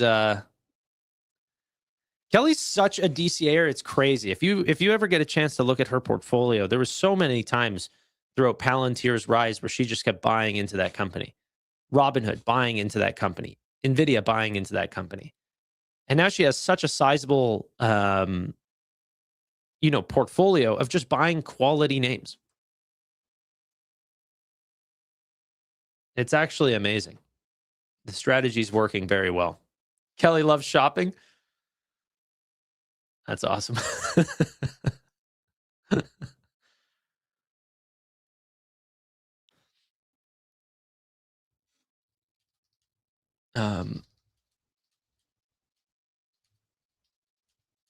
In the edit. Sorry, just messaging Marshall. Reddit only down 9%. I love a good Black Friday sale. Yeah. Okay. What are you guys buying? Let's see in chat. Let me know. Have you purchased today? Yes or no? And we'll start a different poll as well.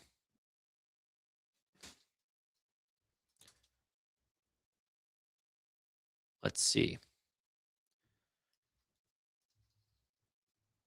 What do you call it? Are you buying here or waiting?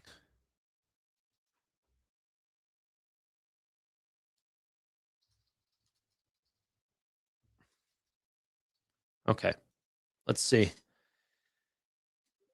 IREN, BMNR, SoFi, Meta, CoreWeave, SMH. I love that strategy. That's not bad. QQQs, I like that. When everything looks good, buy everything. Can't go wrong with that. Lost money on NVIDIA. You sold.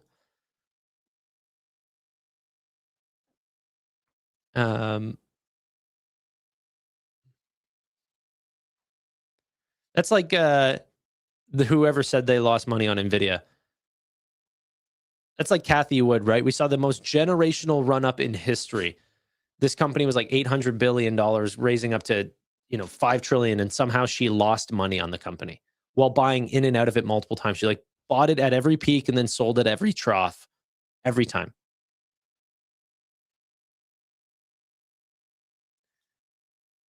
Okay.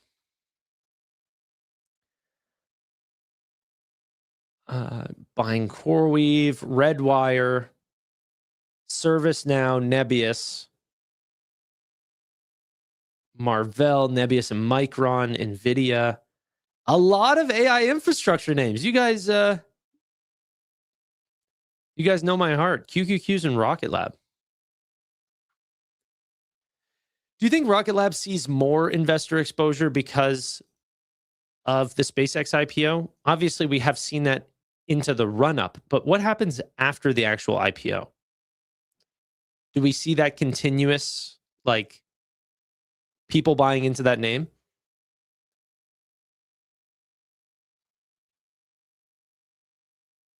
Meta potentially coming back here. 534. Tesla, like, this is crazy, this sell-off. NASDAQ's almost down 4.4%. Oh, wow, guys. Should I check my portfolio? I'm going to check. Is this bad? Should I not?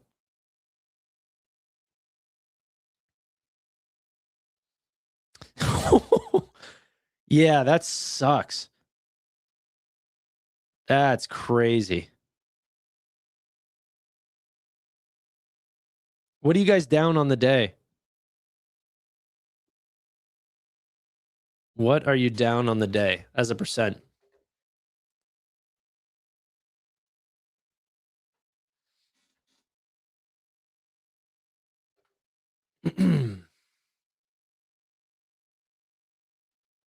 Okay.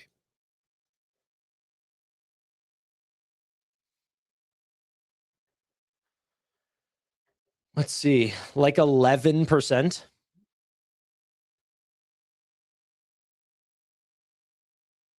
15%, 11, 12. Why are you guys so high?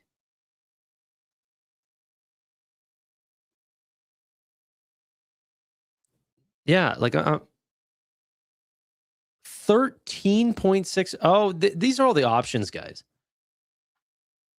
That's what's happening here. Down 17. Like, how are you guys down so much?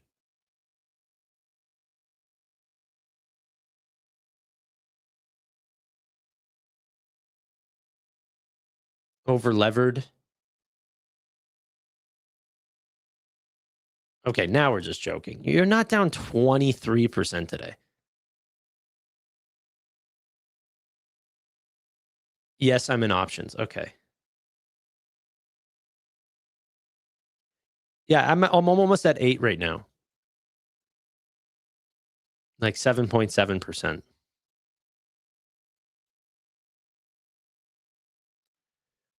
Nebius is hurting, bro. I lost everything. Okay, bro. It's been one day. It's been one single day. I've lost everything. I was in the QQQ X20X portfolio. Even then, you still wouldn't be down. You need the Qs would need to be at least down 5% in order for that fund to be liquidated. Okay.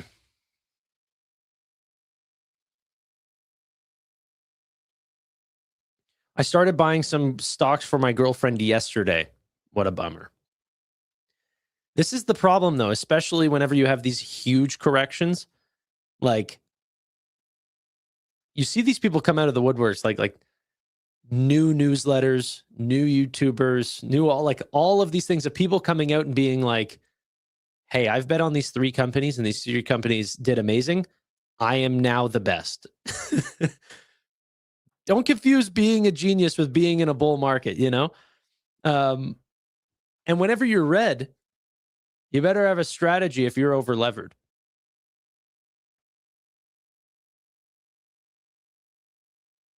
Just to keep this in mind. It's one day of red. It's just right now, if we close down 4.3%, and I'll be live to see that happen. That's a historic. That's one of the historic days of our time. S&P almost down 2.4%. That's a huge day. This is why we hold the wonderful fruit. That's Steve in chat. He is a huge fan of Apple. Non-point in chat, giving me $20 to go buy some more Apple, and I will do so, my friend.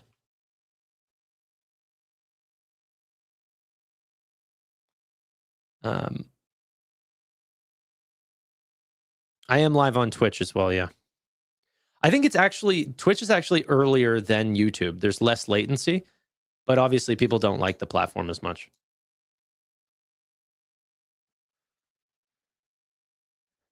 Good day for my AMD covered calls to expire. 100%. Dude, this Friday, I'm sure, has bought so many people out of AMD covered calls, Nebius covered calls. What would be some other really, really big ones? NVIDIA, maybe. Like, yeah, some of those. But I think, honestly, AMD and Nebius would be the really, really big ones. Like, I don't think so. Oh, Micron and SanDisk for sure. There would be some pretty aggressive covered calls on those two names. Not as much, though, maybe because just the sheer size. There's only so many people that can have, 100, 1,500 shares, $1,500 shares of SanDisk. So, yeah.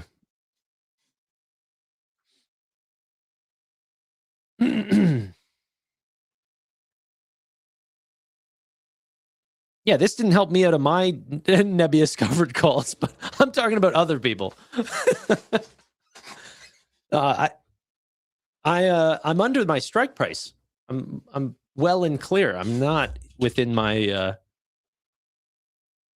my time. I think like per contract that I have, it cost me like freaking like 11 grand or something to buy back the contracts alone. Like not even getting the shares, just buying back the contracts. They're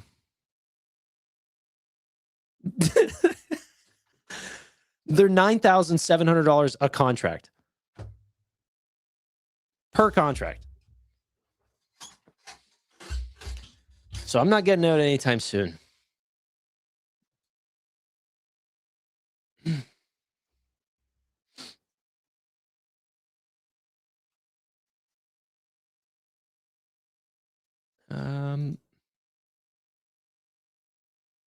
I'm already up 1.5% on Micron and CoreWeave. I'll be rich by Monday afternoon. Oh, are we coming back? Is this my time to pick up the phone and start buying?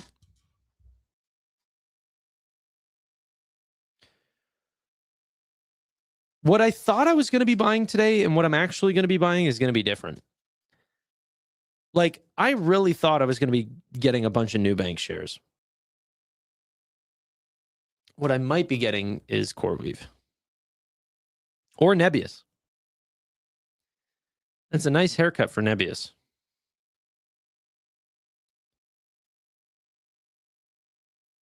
Down 15%. You're not quite at Leopold's average price, like Leopold Aschenbrenner. His average price, I think, is $197. But that's not far off. You got a 10% difference between the Ultra Bulls.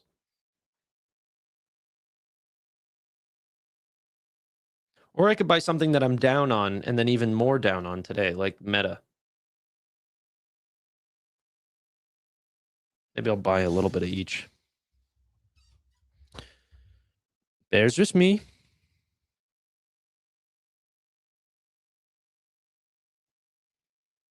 Okay. Excuse me. I just literally burped right into the mic. I'm absolutely a disgusting pig, and I apologize. Okay. I just made a quick little purchase, and I'll let the pro members know in the portfolio update right now.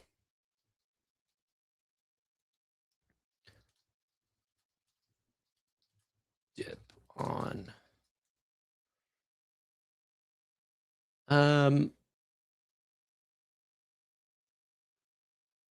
Okay. By the way, we just did our 100th episode, our 100th episode of the member-only live streams.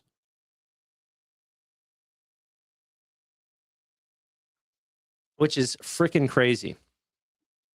Which we do between 12 and 1 every day.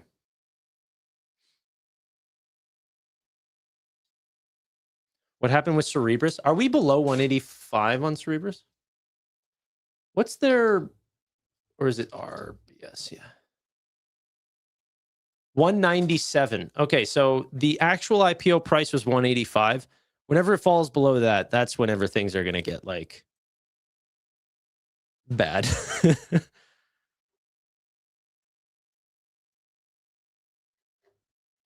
Is Q's rallying? Oh, shucks. Whoever said they're rallying, someone fire this guy.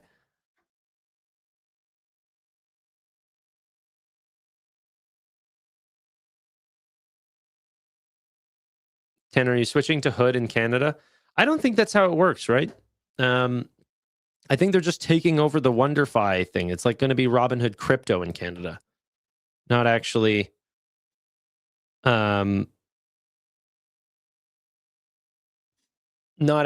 like the actual thing.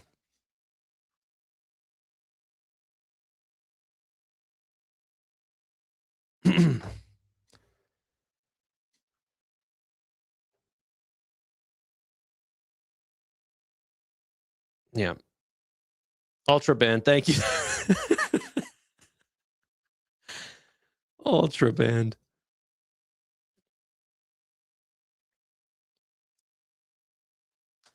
Bitcoin is dead. Take your money out.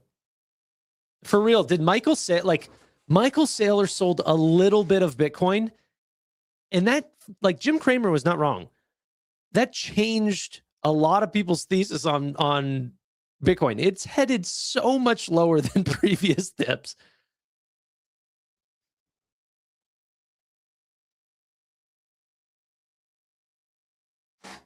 That's way too scary for me to touch right now, even though it could be a great buying opportunity. Buy whenever others are fearful. But I love, like, you know, there's even some speculation with Bitcoin for me where I have to be like, okay, well, do I believe in this? Do I not? I don't like super believe in Bitcoin's thesis. I do really believe in like a genuine business that makes money, tries to make a product that's valuable for others, and you align yourself with shareholders and other owners of the business who also want to be rich. So you believe that they're going to work hard because, you know, they will directly benefit from their hard work in that company whenever the market cap of the business goes up. That makes sense to me. On the other hand, there's other crypto solutions, and whether that's Solana, Hyperliquid, Ethereum, whatever, that I also believe in because, like, you know, it's a technology that enables people to send money, create tokenized equity. Like, I believe in all that stuff, you know, but I believe it because of that, like, human innovation and trying to lower the cost so then they win over market share versus their competitors, like all that human greed by giving a better product to make themselves rich. That makes sense to me. Bitcoin is like, I don't know. I'm less of a fan of store of value. I've never been a believer in non-producing assets. Yeah.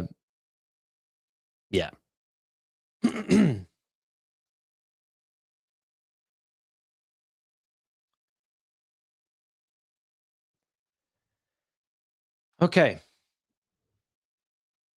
Just a bounce on QQQs, but we are still down 4.2%. S&P 500, like the SPY is down 2.4.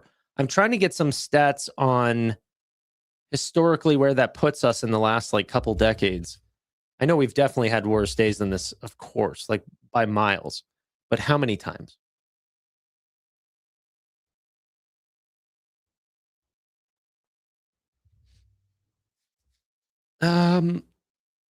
SpaceX just signed a $920 million cloud deal with Google. What? Under the agreement, Google will pay Wait, what? Google will pay SpaceX $920 million per month from October 2026 through June 2029 for access to compute capacity, including approximately 110,000 NVIDIA GPUs, CPUs, and memory-related components. The capacity will ramp up through September 2026 at reduced fees. I was going to freak out there for a second because I'm like, wait, SpaceX is selling compute to Anthropic, but then buying it from Google. But no, Google is buying compute from SpaceX. Anthropic's buying compute from SpaceX. And NVIDIA is going to be extremely happy because their chips are actually being used. Nothing pisses off Jensen more than unused GPUs.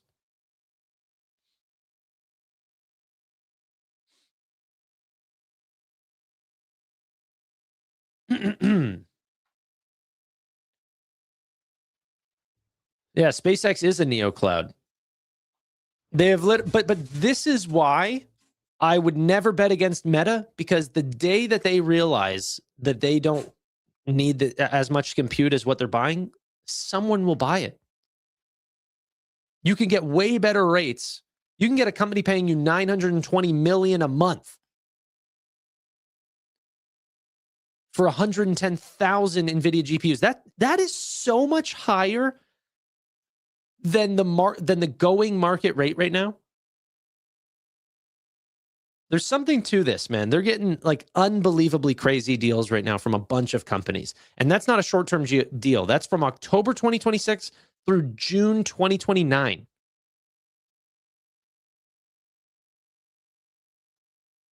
That's a, almost 3-year deal at higher than market prices than what CoreWeave, like any single company is offering capacity at. But because you can't just find new capacity, excuse me.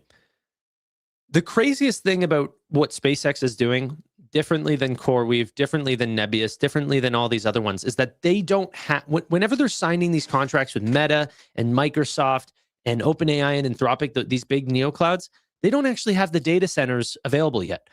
They have blank land, and they need to go buy the land, set up the shell, like put up the actual data center, set up the plumbing, put up the chips, verify do the verification on the chips, and then you're ready to go.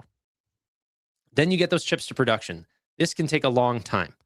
SpaceX is essentially offering Google these chips and say, hey, we're ready to go tomorrow. And from the looks of it, based on the timeline here, October 2026, that's a few months from now. They honestly have time to cancel their partnership with Anthropic and then offer 110,000 GPUs to Google. So maybe this is the customer after Anthropic or whatever. But this would be immediate utilization for Google. I would not be surprised if you end up seeing Google show off 70, 80, dare I say potentially even higher than 80% year-over-year growths a year from now. The rate of getting access to compute immediately is going to force companies to change their models like this. And the most exciting part, in my opinion, the most annoying chair on YouTube, the most crazy part here is that they're paying 3x the market rate, and Google's still doing that because they could still monetize it profitably. But I'd still be interested to see what this does to their margins. Anthropic didn't really worry about it because no one cared. No one's worried about them having good margins. But here, let's switch over really quickly. So right now, anyone that's popping in right now, we're on the topic of discussion where I just said SpaceX is selling compute to Google. What? Google has not signed a capacity deal with, you know what I just realized? Holy, listen to this real quick. Google has not done a capacity deal with CoreWeave. They've not done one with Nebius. They've not done one with IREN. They have built everything in-house. But they are doing one now with SpaceX. Guess who owns 8% or whatever of SpaceX? They're juicing the IPO. They own, like, Google has a massive share of SpaceX stock. That is a little secular. Or circular. I like that. But let's go ahead and look at what this does to the company. So this is Fiscal AI, by the way. We can go and look at this, like all the financial data in segments and KPIs. I can go down to Google revenue. Okay, on a quarterly basis, they've been really ramping up that growth. Now bringing on roughly $20 billion in revenue in the last quarter. And if we zoom out, like if we go all the way back, there's not a quarter that's been less than the quarter before. So whenever you look out at like, okay, well, what's the next 3 quarters going to be? I can comfortably say it's going to be more than 80 billion. Like if we just did 20, I'm likely to see more than 20 for the next 3 quarters. And the growth rate is also quite exciting. So if I then, we don't have to look this far. Let's go to like the last few years. And I tack on the growth rate here. They are accelerating that growth rate to now 63% year-over-year growth, the fastest rate of growth that we've seen in Google Cloud since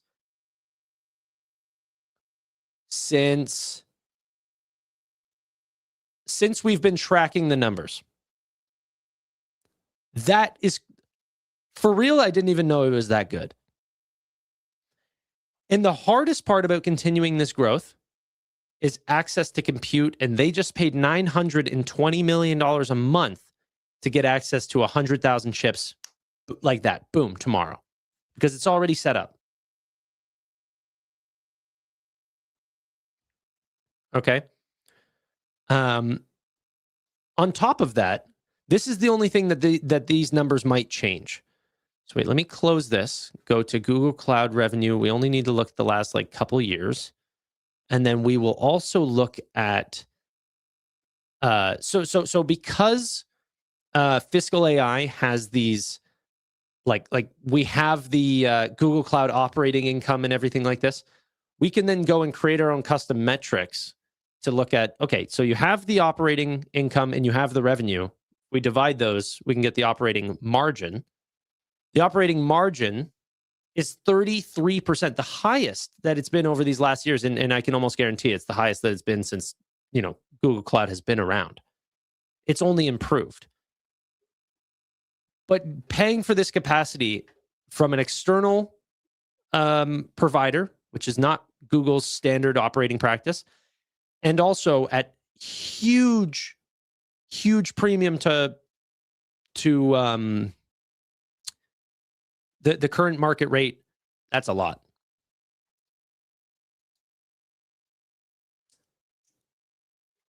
So Google is likely to speed up that growth rate. Let's check the markets and what they think about that. They don't like that. They don't like that. This is not the day to announce more spending. Holy shoot. Oh my gosh. Down 4.6% on the Qs, guys.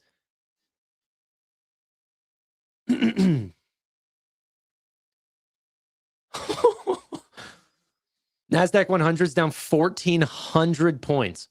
How does that compare versus other periods?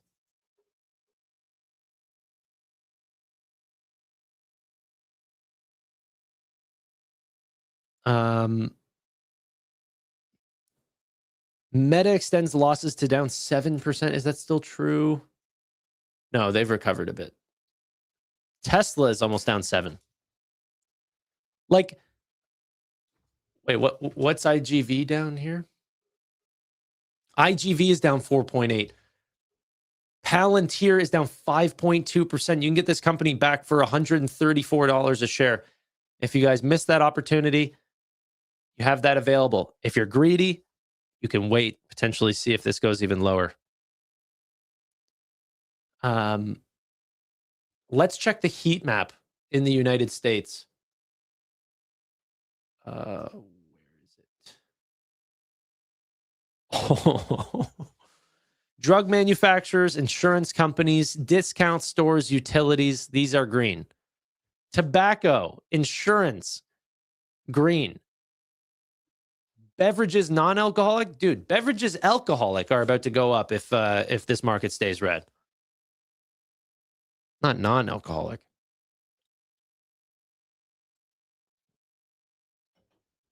Okay.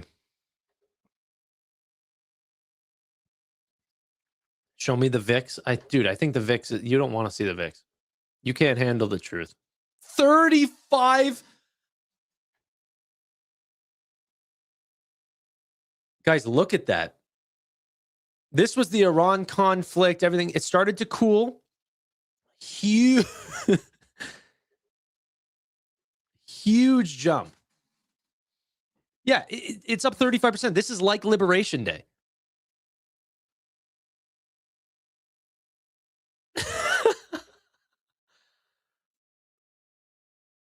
Stocks take the stairs up and the elevator down. Qs are down 4.8%. I don't remember the last time I think I've seen the Qs down 5% on the day. Is that something that let me ask ChatGPT. The S&P is down 2.8%.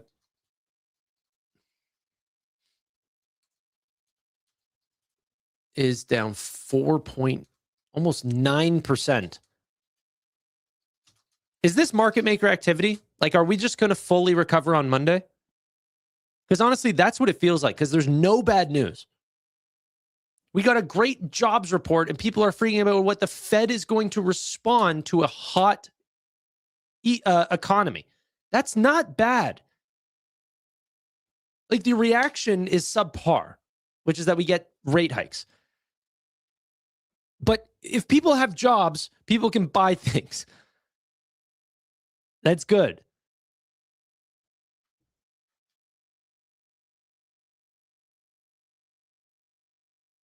Okay.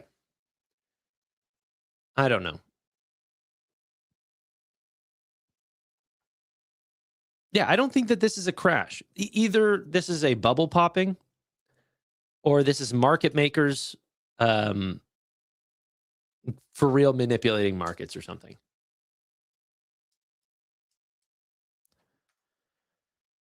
Too much, too fast, maybe.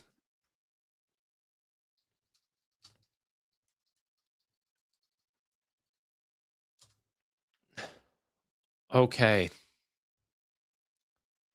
We're now down 4.8%. We were almost down 4.9%. If today goes down 5%, this will be an unbelievably historic day.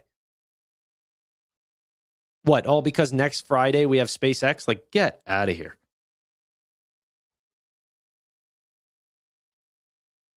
I appreciate all of you guys showing up today.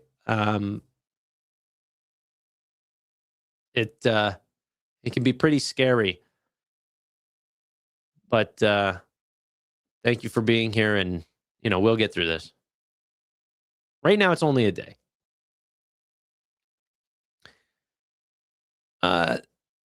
April 3rd, 2025 was the tariff shock. The NASDAQ 100 composite was down 6%. And then the day after that, April 4th, it was down another 5.8%. Hot CPI print in 2022 led to a 5% decline. Post-Fed tightening back in May of 2022, the NASDAQ was down 5% or 4.99%. We are like in a very, very short list. COVID crash. You know what? This one kind of reminds me.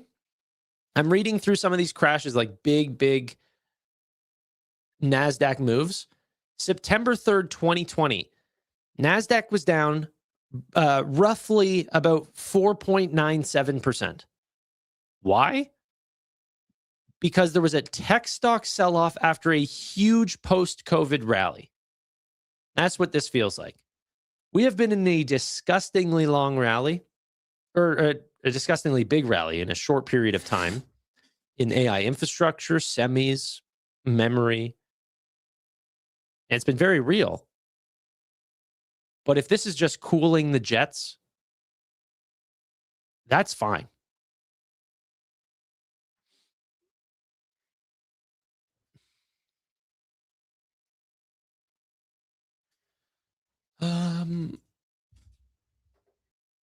Okay.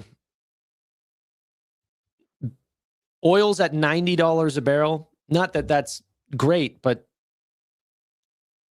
you know, we were at 93 this morning. Now we're at 90. We were at $97 a barrel back in June 3rd, 2 days ago. It's like none of that is too scary here.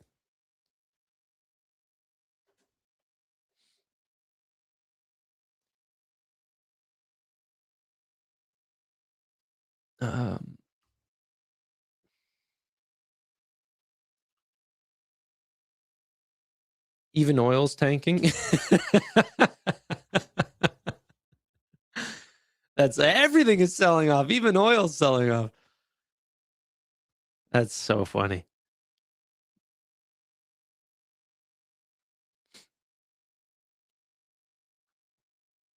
Okay. Yeah, next week might be interesting.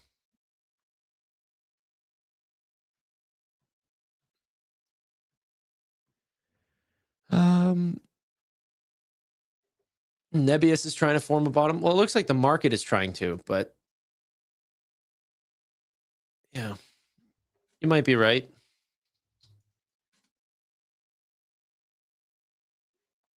CoreWeave having a little bit of a return from 95.50. SoFi is down 8%. This one makes sense though, you know. Chance rate hike starts spiking. Then the financials are going to have a problem. Let's see what the rate chance is right now. Oh my gosh. 70.8% chance of a rate hike by December. 70.8. October is 52.2%.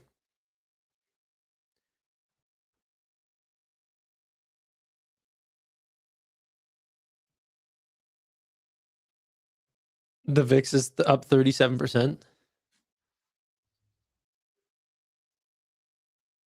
Okay.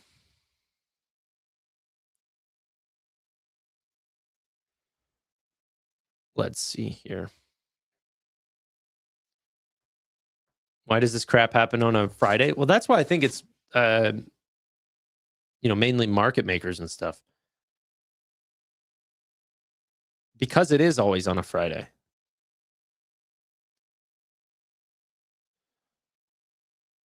Okay.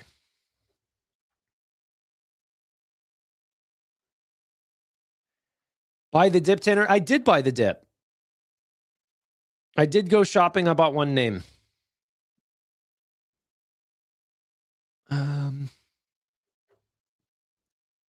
Yeah, and is this an abnormal amount of volume? That's a good question.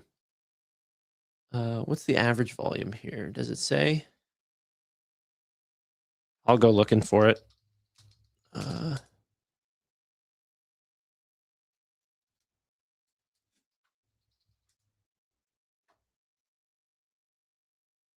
The triple Q's average volume 50 million. And what are we at today? 72 million. Yeah, it's not a slow day. It's not 5xing the normal volume or something like this.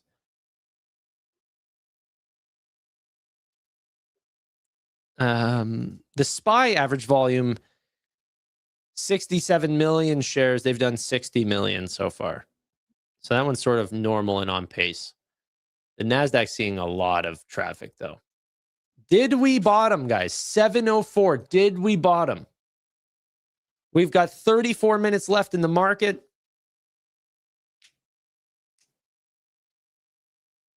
Is this time to... Okay, no spamming, please.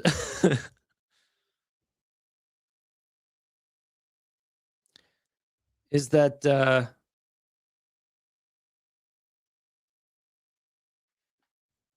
time to buy? Bottom for today. Recovery time. Yeah, maybe. Dude, but that is crazy. The VIX up 35%. Let's see what CNBC is up to right now. I know we had heard some words from Trump, but not too much. Ooh, Ed Yardeni was on. Oh, I want to hear him. He is the he's a history buff or a markets history buff for sure. Let's hear how this compares to other recent sell-offs. Friend said to try to answer that question is Yardeni research president Ed Yardeni. Can I set this up a little bit? Sure, absolutely. I know viewers just want to hear from you, but you guys had a note back in the fall that really captured my attention, and it was about the Mag 7 turning on each other. Right. And I can't help but think, as this plays out, that is still kind of the case. But I'm curious for your thoughts. I think that's part of it. There's a lot of moving parts here in this story. Obviously, I think there's a lot of trepidation about where AI is going and how much we're spending on it. But look, I think the issue here is we're back to the old economy issue about what the Fed's going to do. That's really what's hitting the market. And I gave people some warning. Actually, a couple of days ago, I wrote June swoon. I thought that with the Fed likely to raise rates in July, which is still a contrary view, apparently, that would lead to some sort of pullback in the market. Yeah. And I think it's a healthy development. I would not want to have seen this market just keep going straight up. Because you've said your year-end price target, if I'm not mistaken, is still where it is 8,000. 8,250. 8,250. But you said for the next little while, things are they were looking too frothy for you. They were too frothy. I mean, look, everybody thought that this market going up was FOMO, but FOMO would have been really more a valuation multiple going up. I call it FEMO, a fabulous earnings momentum. And so I don't really have a problem with an earnings-led melt-up, but it was getting a little bit rich, and if it just kept going up on valuation, I think we would have a real problem. This is not, in my opinion, 1999, 2000 all over again. And with all due respect to our amazing graphics there with the bear and the sounds, the Dow is still higher this week. The Dow is up 0.25% this week. I know pros don't look at the Dow. Markets are down a little bit, and the win streak is over. But I want to put that all in context, Ed, because we are now in and have seen one of the greatest stock market rallies / comebacks in your illustrious career time. Have we not? Yeah, absolutely. But it kind of was this year similar to last year. We had a panic attack in the market over tariffs. This time around, we had another panic attack over the war in the Middle East. The war is not over, but in both cases, those turn out to be great buying opportunities.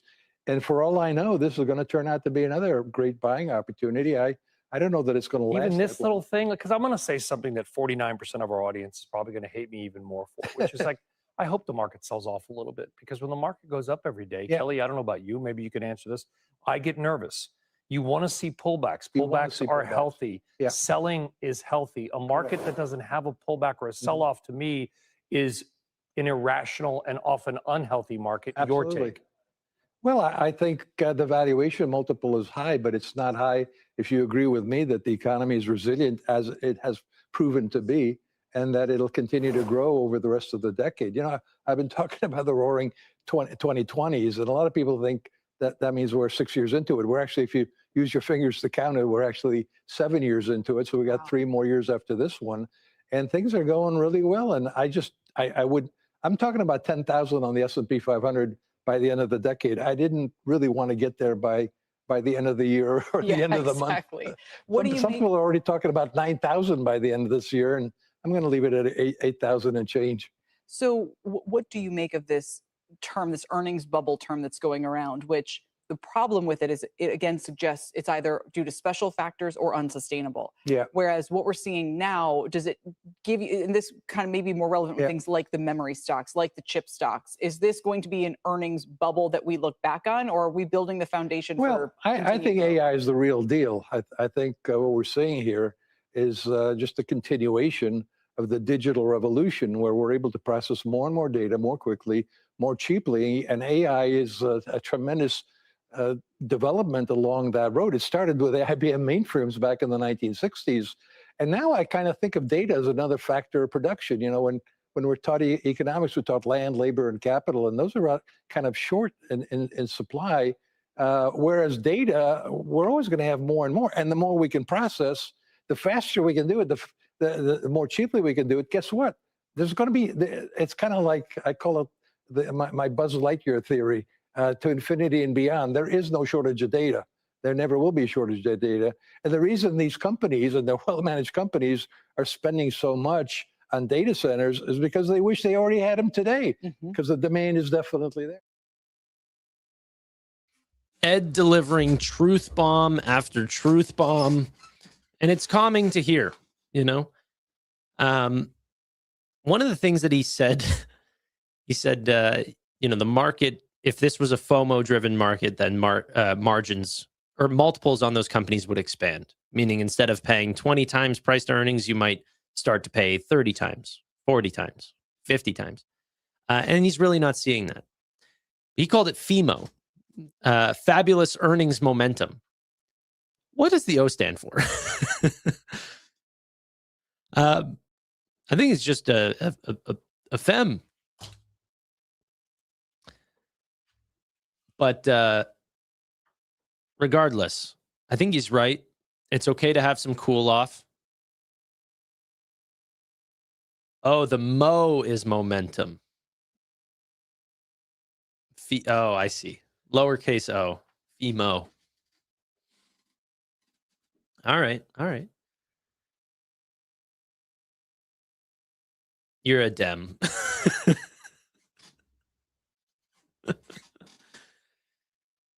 No, I'm not. No. Like 50% of the entire population. Okay. I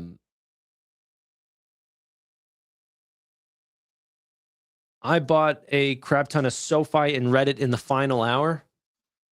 Are you guys buying? There was a little bit of a recovery, but now the market's making you think once again.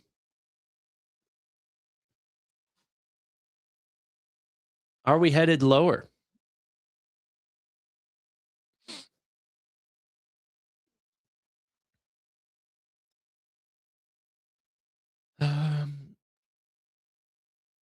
No one's buying this.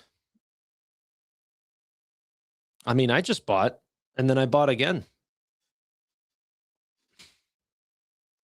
I'll probably put more money in before the market closes between now and the end of the day. Like, I truly don't believe that this is driven by much. Like, OpenAI CEO Sam Altman and the White House are reportedly in talks over a potential government stake in OpenAI, says CNBC.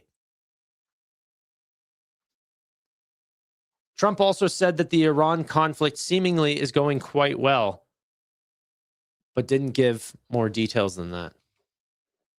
It has been going well and getting worse for way too long now. It's truly in the, I have no clue what's going on, and I'm just going to continue to do my thing.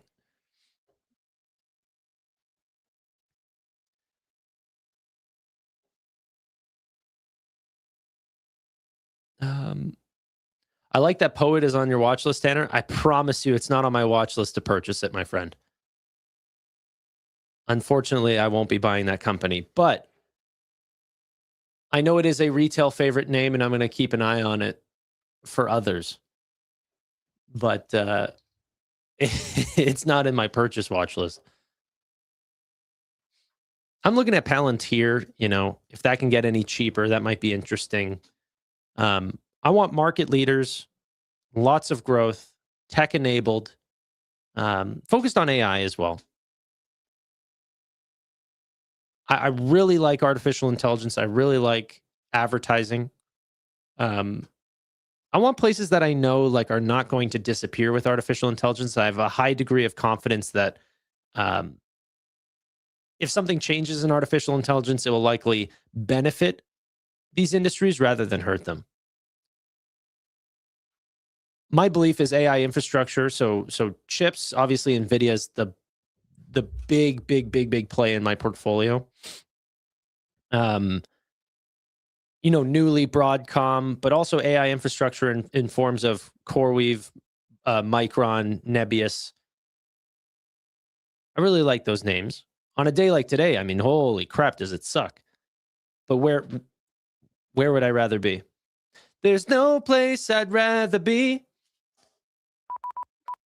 Okay. It's me getting a DMCA strike warning. That was not Morse code. My apologies.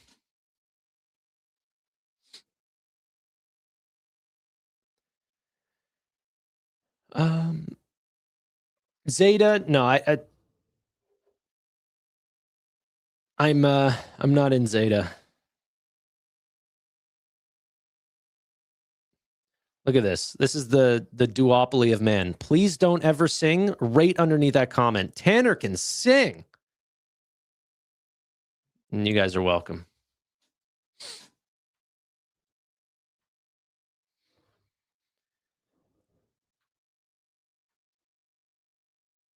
No, that was just me hitting. I don't know. I don't have an actual. Anyway, it doesn't matter. Let's get back to stocks. If we close the, yeah, we might have bottomed here. We were down like 2.9% on the S&P. That's a bad day.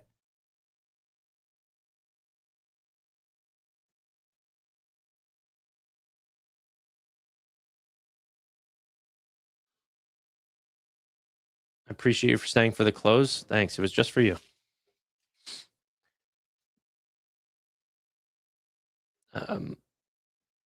Okay.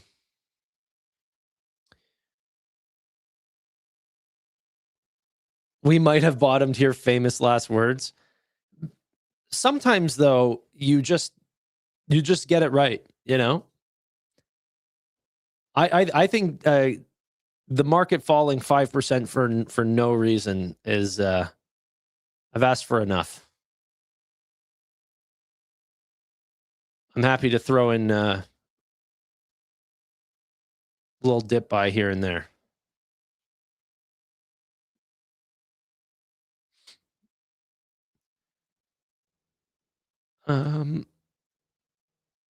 Time to full port market doesn't bottom on Fridays.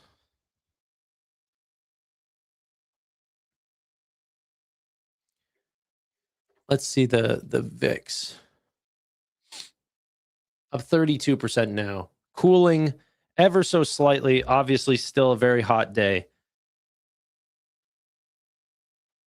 But definitely looking better than where we were before Ed Yardeni spoke on CNBC. He single-handedly cooled the market. Let's see who else was recently on. Looking at falling stocks like Micron and AMD could be the opportunities today. Let's have a listen to this. This was from KKM on CNBC. Let's have a listen. Where should investors be looking to buy on the drop? Let's ask Jeff Kilberg, joining us to break it all down. He's the KKM Financial founder and CEO and a CNBC contributor. Jeff, it's great to see you. You've been encouraging people to kind of stay with this trade, kind of broadly speaking, up until now. So I'm curious, is this for you a big break in trends? And do you go to healthcare? Do you go to, those kinds of places of the market, or do you act opportunistically in tech? Well, Kelly, I think today is an eye-opening day, no doubt about it, seeing the NASDAQ down 3% and seeing some of the profit taking. But if we rewind just 2 days ago, Wednesday, we were looking for the 10th straight consecutive day of gains in the S&P 500. And what happened? It didn't happen. So here we are seeing some profit taking. But I'm going to reflect on Coach Holtz, my Notre Dame football coach. He always talked about not flinching. Today is not the day to flinch, Kelly. This is an opportunity, and I look at you're never going to go broke taking profits. And we closed our Micron position $200 ago. We kind of got ridiculed, but nonetheless, we're looking at Micron to get back in. We reduced our position in AMD a week ago. Kind of laughed at again, but nonetheless, we're looking at that. We're looking at Intel. Intel's still our biggest hold in the Essential 40 ETF. Despite the fact it's back and filling down to $101, we still want to own it, and we own it at $20. So I think you have to take it in context, take a big, deep breath.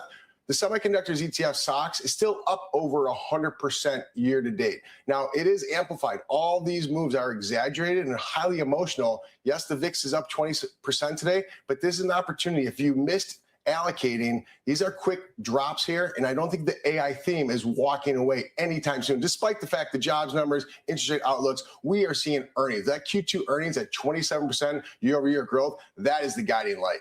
I'm so interested to hear this on Micron, AMD, Intel, that you're buying it here and see this as an entry point, because plenty of people might say down 9%. Like the more value-oriented mindset might be, no, I need it down 30% before I, we did not buy Micron yet. We are looking to reestablish a position in Micron because we've been very tactical in our Geary ETF, the Mango Growth ETF, very tactical in that ETF. We did buy Broadcom after the earnings report. We saw a significant drop in Broadcom. We still believe in the earnings forecast. Yes, it wasn't an NVIDIA forecast and backflips on a stage somewhere to get investors excited, but what has Broadcom done? They've delivered year after year, and this growth is still consistent. So we want to own this AI theme. Yes, semiconductors got way too hot. It got frothy. So it's going to come back and fill. But this theme of needing chips, having more efficient chips, and with the SpaceX, Google, all these things looming, this is providing a perfect opportunity to profit take, but the trend is not broken. We are going to see the bears have their day today, but the bears are still going to get kicked in the teeth for the rest of June, for the rest of the quarter. I see analyst notes saying that, SpaceX is going to catalyze a sell. Is it SpaceX's fault? Look at Quantinuum yesterday. It closed pretty much at the IPO price. I think the price for the IPO was 60. I think it opened at 68. It barely closed above 60 yesterday. It's at 54 today. I know. Down 9%. And that's the quantum trade, right? The quantum trade was absolutely decimated early on, and we've seen a sensational move higher. Now we have profit taking. So some of these quantum names, which are smaller in market cap, Kelly, those are seeing 10, 20% moves. So it is sensational to me to see we have $14 trillion companies. So these markets are moving faster than ever. In the size of these, look at IBM, for example. IBM is a company we own our Essential 40 ETF. We love the fact that it's moved $50 in 2 weeks, but moving $50 in Big Blue, that is historic and sensational. So I think we have to take a big, deep breath. But you're not scared out of it. There are some who say this is so historic and sensational that I'm running away. I'm gone. I'm out. I'm going into Coca-Cola. I'm going into healthcare. I'm going into United Health. And it doesn't sound like that's what you're doing. It sounds like you're just saying, I'll let it re-rate a couple of points and then I'm buying in. Well, we own it in an equal-weighted manner. So all the tech stocks we own in our Essential 40 ETF is equal weight, but we also own Johnson & Johnson and Lilly and the healthcare names. Chubb, look at Chubb today. So there's a reason for diversification, but specific to tech stocks, this tech theme is not over. Was it overdone in semiconductors? Did the bounce in software? Look at Oracle today. Some of the wind coming out of that sale off of that recent bounce. But these companies, Kelly, they're able to match with the AI theme. They're able to match their ROI. Look back at the words of CEO Andy Jassy from Amazon. He talked about the more CapEx they spend, the more ROI they're going to have. And that's the exact case why we saw $84.5 billion this week from Google get sold. Why are they selling that? Why is that a bigger IPO in essence than SpaceX IPO? Because they want to fund more AI because they've been able to calculate the ROI. So the tech is in theme, but yes, profit taking is part of natural, and markets don't move in straight lines. Okay, honestly, I wanted to turn that off like halfway through. I let you guys watch that, but like, honestly, those types of ETF managers and stuff drive me crazy because, okay, so you're buying into AMD and Micron and Johnson and Johnson and Coca-Cola. Like, you're all over the place. And he said they were equal weighted. So you just have no opinion on anything. And then he said, like, oh, you know, he got ridiculed for selling Micron $200 ago and AMD $150 ago or whatever. And that's fine. Anyone can get the timing wrong. But then you buy it back on one, like, we've had one day, one red day, and you're buying it back and you're saying you have to take advantage of these moments. It's like, what did you guys see that made you sell off in the first place? If a single day brings your conviction right back to it's going in your portfolio, why'd you sell it in the first place?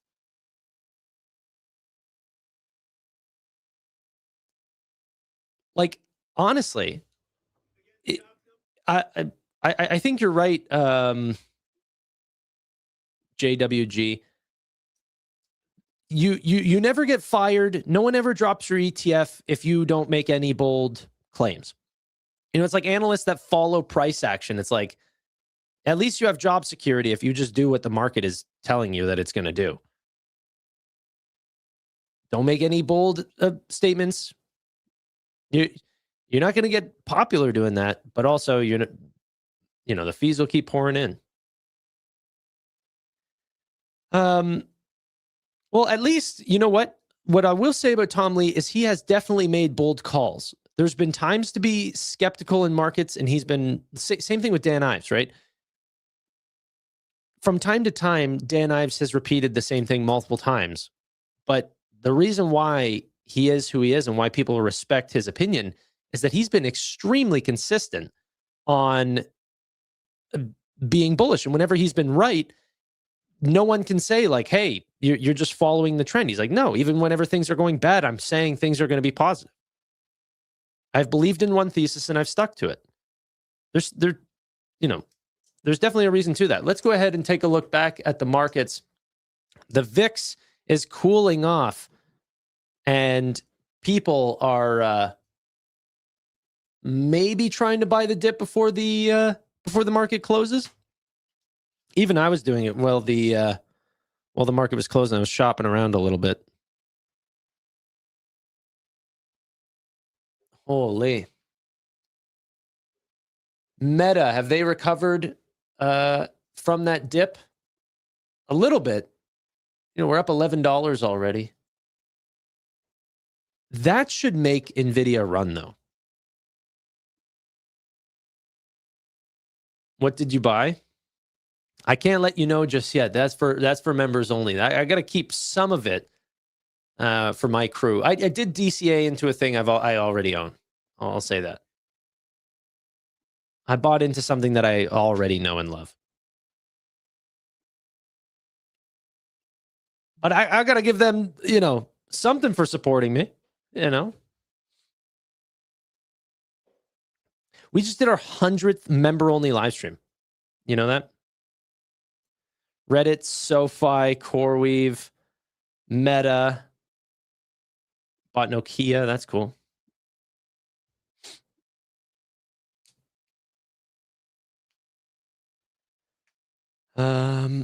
No grinder. Yeah, no grinder in the port. Tim's a member. He saw it. Love you, brother.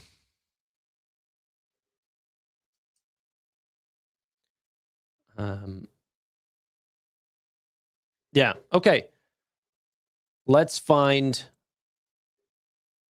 what else is going on right now.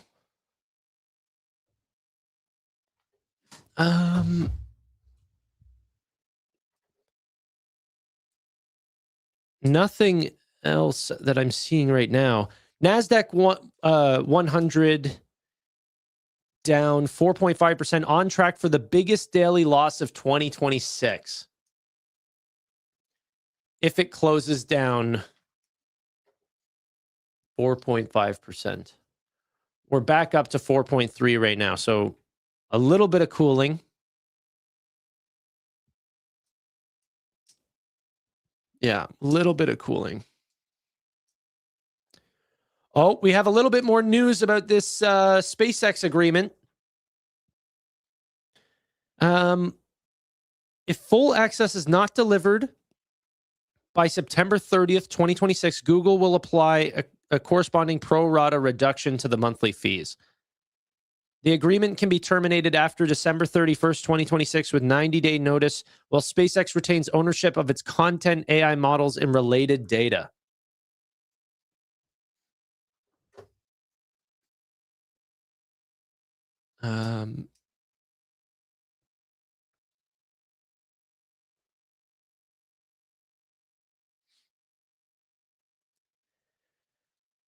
Bring back Biden. Guys, it's not it's not always political, you know. Some days the market's just cooling off. Which company will get into the SPY today? That's today too, eh? So what time is that at? Is that right? Hold on a sec. So it's got to be the first week of the month. Yeah, that's right now. Okay. So when does that come out? Like 4:05?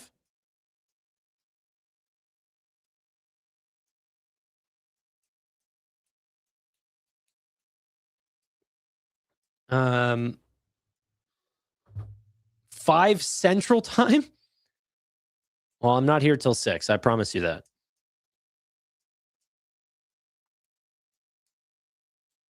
A lot of people saying 5. I'll see if I stick around. We'll see.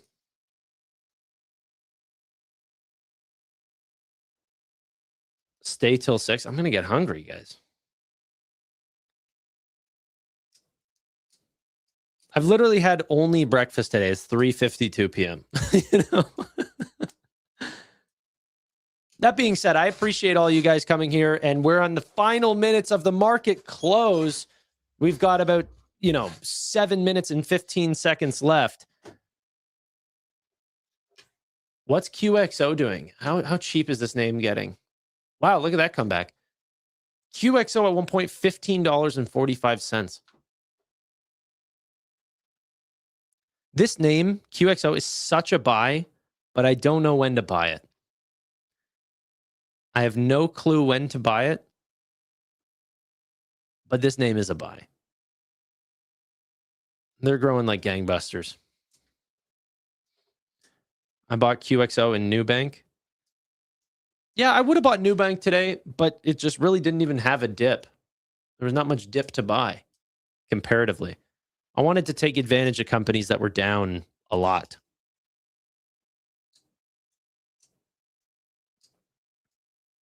So that's what I did. Like, I don't know, guys. I just feel so confident. Go feed yourself. Thanks, Kelly. Appreciate it. Let's go ahead and have a look at like a Meta here, or Google, or one of these businesses. I don't know. Oh, that's my camera, not my share screen.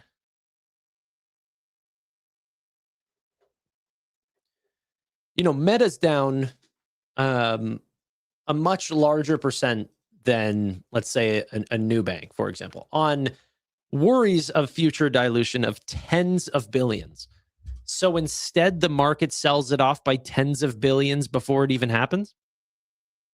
All right. But I can take advantage of that move. And so whenever I take a look at this business and people say, like, why are they spending so much on artificial intelligence? Where do you think this growth is coming from? Why are you not attributing their spending to this growth? Or has everyone just decided that Facebook is now the platform to be on? Because that certainly is not true. Okay. Obviously, Instagram and Facebook and WhatsApp, they've continued to move forward, and they're doing great things. But please help me to understand the improving in the revenue. And it's a little bit of like, hey, I actually don't need your help here. I'll tell you what's happening. If you go in and you take a look at, where is it? I'm looking for global. Worldwide ad percentage delivered, and then worldwide price per ad. The amount of ads that they are servicing is going way up. The pricing on those ads is not going up because they're charged. Like, of course, they're charging more, but you can't just charge more and then someone pays it. The way the advertising system works is that this is a bid-ask system. Okay? Meaning that if customers are finding a higher conversion rate and making more money and the return on ad spend continues to climb, they can spend more. And that means they will, bid up the ability to have more ads serviced on Instagram, on Facebook, on whatever, on Threads, And so the reason for this explosion in Meta's profitability is due to advertising revenue. It's not a, some grand conspiracy. They're not making this money on, look, here. These are their three segments of revenue. We have advertising revenue, other segment revenue, which is like subscription revenue and stuff like this. And then there's Reality Labs revenue, which is their metaverse and their glasses and like all their moonshot projects. If we stack this, I can't even see the other color. Like it's a blue chart. They're making all this money on ads. And then people go, why are you spending so much on AI then? It's like, because the AI is helping the ads. Ads and AI are not two different things. The ads are AI. And right now, about 5% of ads are going in that direction, but 100% of them will. And the market just doesn't see it this way. But that's why I'm buying.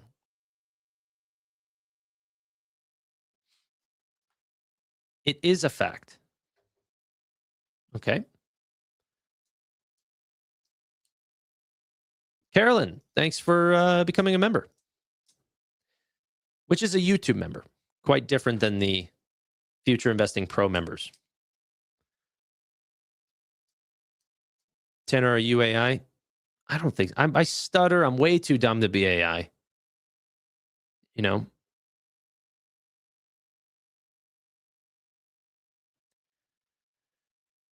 Okay. Let's see.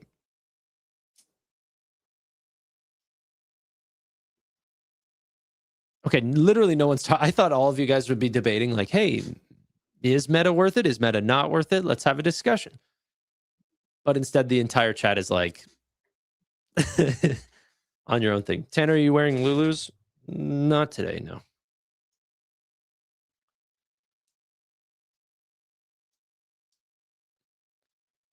Meta in talks with CleanSpark. Is that right now? That just came out?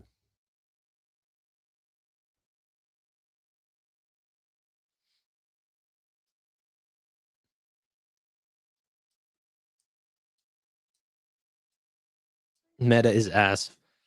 We'll see. What are you invested in? That's always what I like whenever people bash my stocks and they're like, dude, I'm in Poet. Like, all right, best of luck to you. All these guys that chase like these tiny companies and trash on the Mag 7s. The people that like purely hunt for like 10x stocks constantly, it's like, I guarantee I'm beating you guys every single year. You had one good time where, one of like your portfolio went up 60% one year, and then the other 4 years you lost it all. Buy great companies. It's not that hard. Market is officially closed, ladies and gentlemen. Ding, ding, ding, ding, ding. All I have is my water bottle here. The market is officially closed. The NASDAQ, boy, that ended up going down 4.8% is what we closed down today. That's a bad day. That is a bad day. But if you're able to buy the dip, best of luck to you on Monday. I would not get into the pattern of thinking good is bad and bad is good. Good job numbers are good. You know, you can't have it both ways. You can't be fearful of artificial intelligence taking away the jobs and then also sell off markets whenever they don't.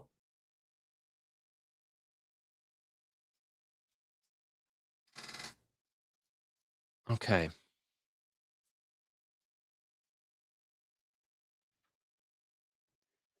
What a gift to buy Marvell. Yeah, I personally love a sale.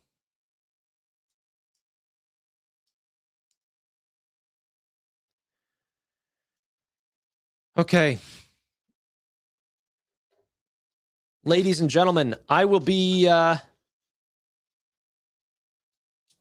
back on Monday. I have a video coming out later today. That's pretty interesting. I hope that you guys check it out. I think that you will really like it. And by the way, the Nasdaq's still falling. Oh my, guys, we're hitting new day lows right now. Hold on a sec. Oh my gosh.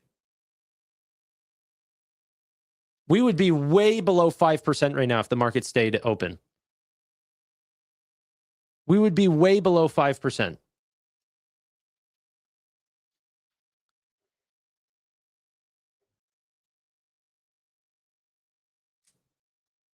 I can't leave. Okay, well, I got to text my girlfriend at least to like, hey, can you bring me up some food? I'll stay around if I can get some food and, you know, take a pee and stuff.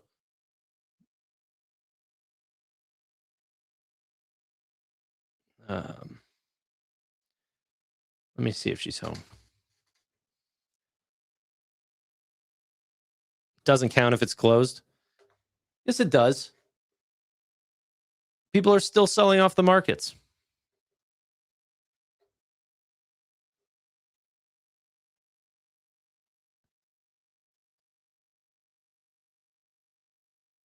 Green on Monday. I honestly, if I had to flip the coin, if you told me I had to flip the coin, pick one or the other, I'm definitely picking green on Monday.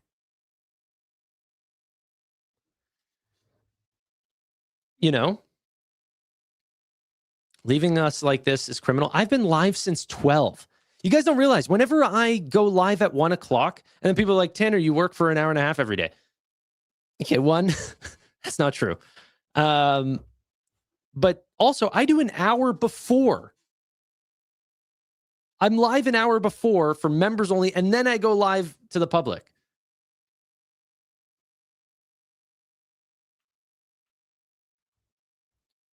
You know, so I've now been live for 4 hours.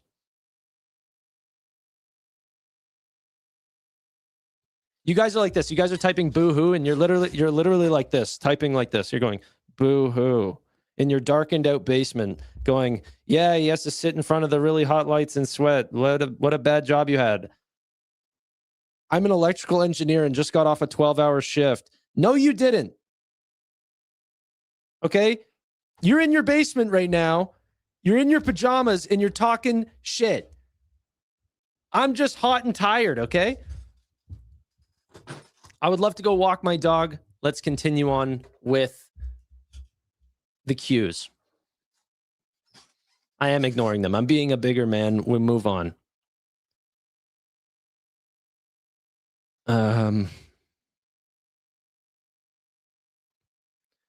I asked my girlfriend, can you make me some food? She said, aren't you wrapping up? I said,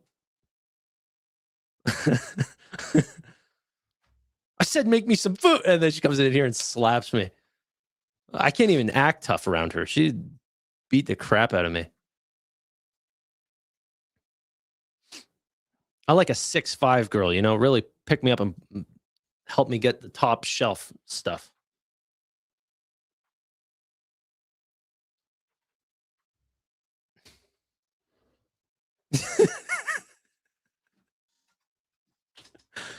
Aren't you wrapping it up? How about you?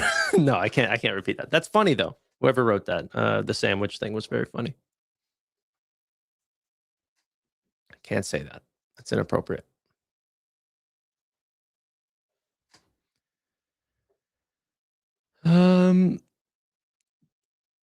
Okay.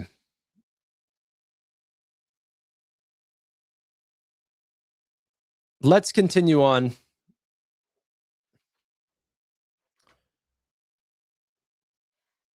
CNBC, are they closing the markets right now? Let's have a look. Not signed in. What are you talking about, bro?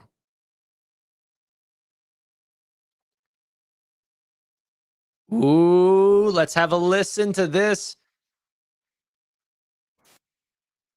Is that there is a nervousness in the market, especially as the conflict goes on, about oil really metastasizing its inflation inside the economy. I don't think we're there yet, and I think 10-year yields reflect that. But on the short end, one thing we know for sure, Mike, the labor market was dead and buried long before it actually died. And the resurrection is really taking all the steam out of that 2-year because there is now no more easing in sight. And I think the 2 years making up some lost ground. I personally don't think the Fed is going to tighten this year. However, if we continue to see the 10-year behave well, should the 10-year start to get above 4 3/4, then all bets are off.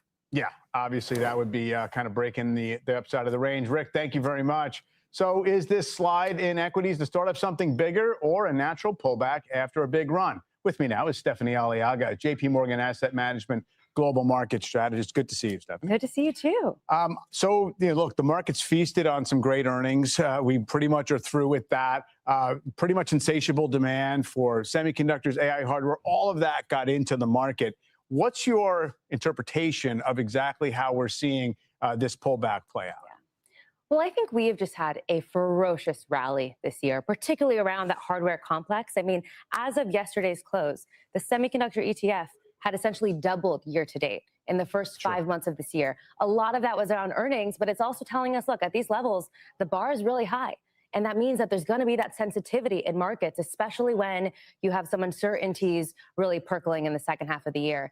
What I don't, though, agree with is the reaction around this jobs report. As Rick Santoli was sharing, I think good news can be good news. Yeah. We saw a strengthening in the labor market, but we didn't see a firming in inflation. And I think that means that the Fed does not have to take issue with what we're seeing in the jobs market right now, because quits are lower than they have been 70% of the time on record, and there's no sign of wage inflation really firming here. But I guess one could argue that it wasn't the markets taking it as bad news.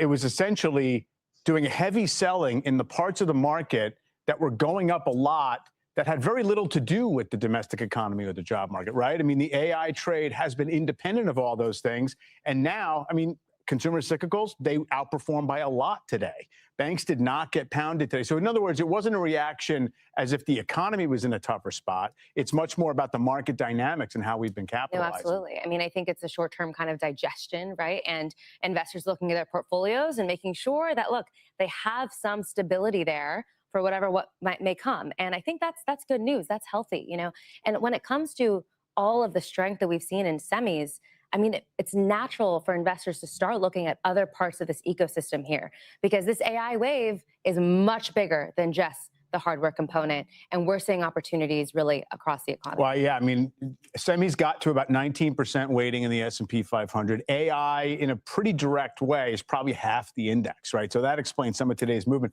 What are some of those areas that you think have not been kind of fully reflective of the AI opportunity then? No, absolutely. Well, I was just reminding myself of this great report from Eric Brynjolfsson in 2002. They found that in the internet era, for every $1 that firms spent on computer hardware, they spent $9 on complementary investments around retraining workers, around the software needed to embed the technology, reorienting workflows and designs. Now, it's not going to be the same 1-to-9 ratio when it comes to AI, but we're in the very early innings of all of that other spend that companies need to do.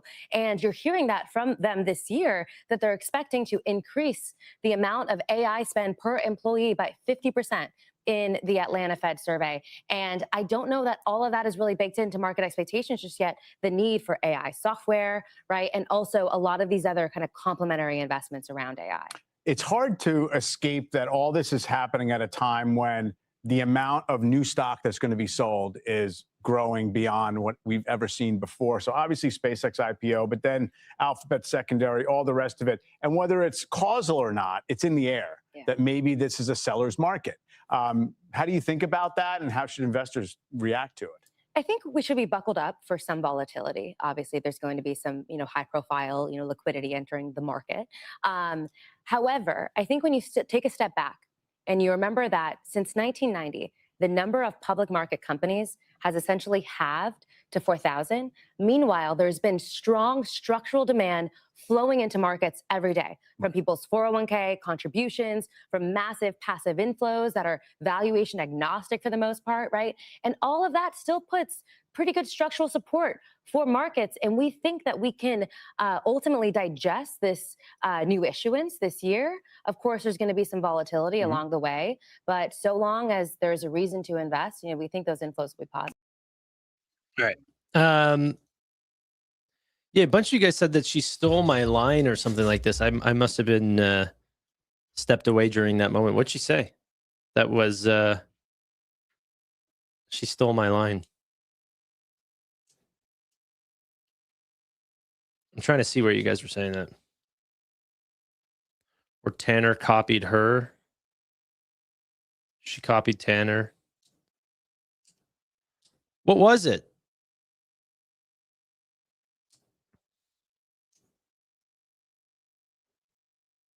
Yeah, dude, the market's still selling off. It's actually crazy. She said good news should be good news. I see. I see. Yeah, that's a Tanner line for sure. She was probably watching the stream right before she went live. How could I have copied her? She's saying it in real time. That was a live broadcast. Okay. We are now down another 0.6% on the Qs.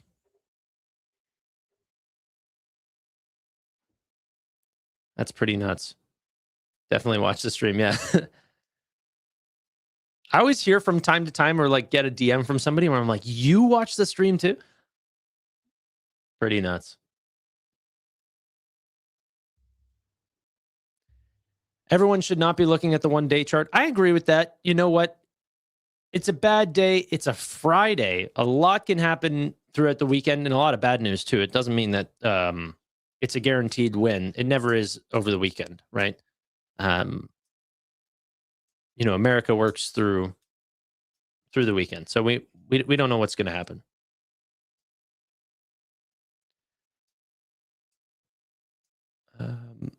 Where did the cash go? To the sidelines? Yeah, I think so. It was a sort of an all market sell-off. I think some insurance companies went up, some beverage businesses, stuff like this. I think Coca-Cola, Celsius, stuff like this went up. But these are, not big movements. I think most of the money went to the sidelines.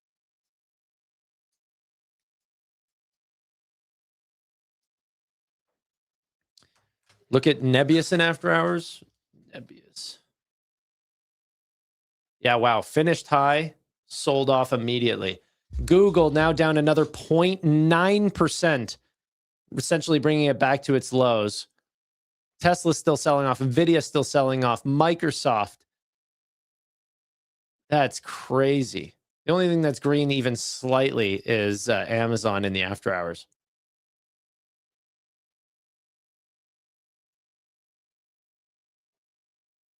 The VIX is up 40% today.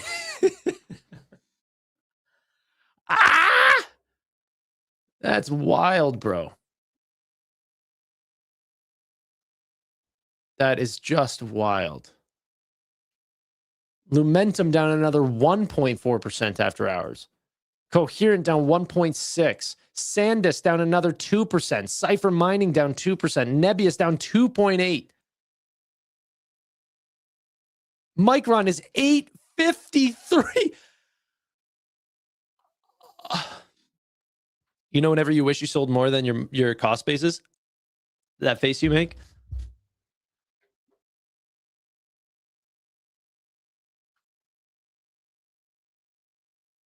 Okay.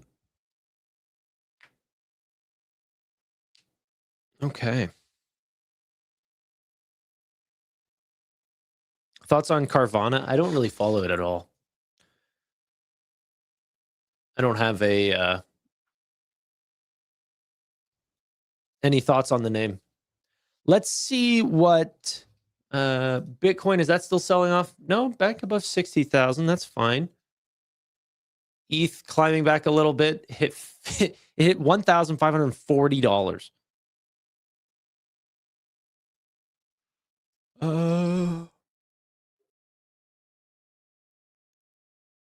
Okay, Qs are down 0.51%. We're waiting for the S&P 500 inclusion. That should be Reddit. That's the one I want. I still don't even think Marvell is in. Like, I think Marvell's going to get in. I think Reddit, if those two aren't in, those have to go in.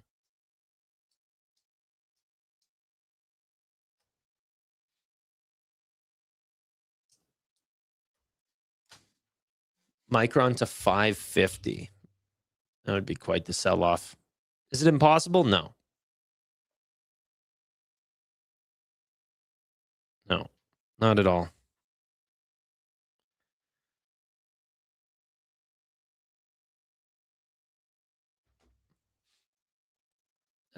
Supposedly at 5 o'clock. CoreWeave or Nebius do not qualify for S&P 500. They are not gap profitable over the last 4 quarters. They are not eligible. But that's the exciting thing, is that eventually they will be. And these big companies that have run for us still have like massive opportunities to enter into things like the S&P. You know, that's actually the one thing, sorry, if I could state, the one thing that is quite exciting about buying SpaceX at IPO is that it's going to immediately get into the NASDAQ, the S&P, like essentially every single index. That's going to be a lot of forced buying at really, really high prices. Bad for index investors. Good for SpaceX investors.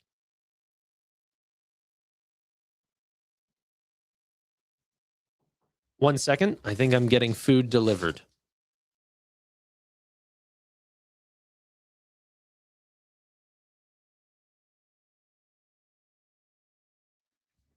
Little rice dish. Okay. Delivered by the most beautiful girlfriend. And yeah.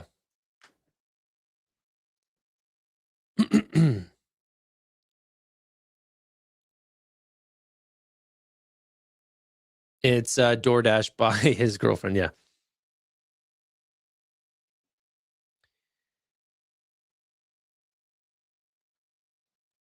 You make me sick. Okay, relax. So you're saying Amit delivered the food? Shut up, bro. It's funny. Okay. I think honestly, this Google SpaceX news is like nothing's happening on this, but in a bull market, this would be unbelievably big news. That's huge. The fact that they're buying compute from SpaceX, that they're buying compute from anyone.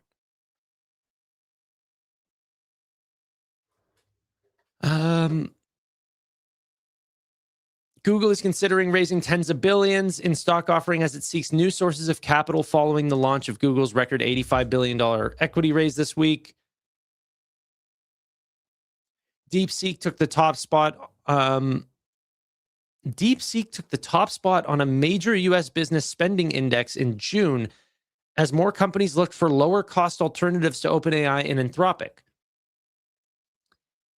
That surprised me, though. Why not Nemotron 3? Why not Google Flash or Gemini Flash? Is DeepSeek that good right now?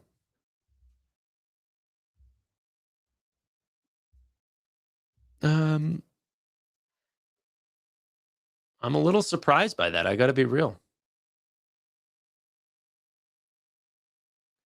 Okay.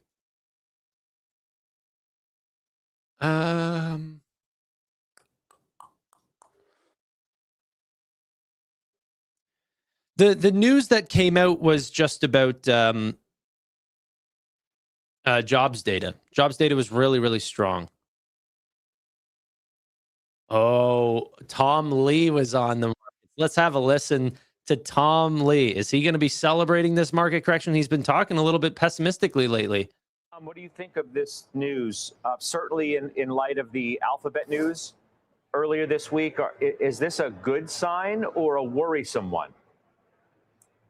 Scott, I think Meta's move isn't surprising because Google had a lot of success raising $45 billion in a very short underwriting period.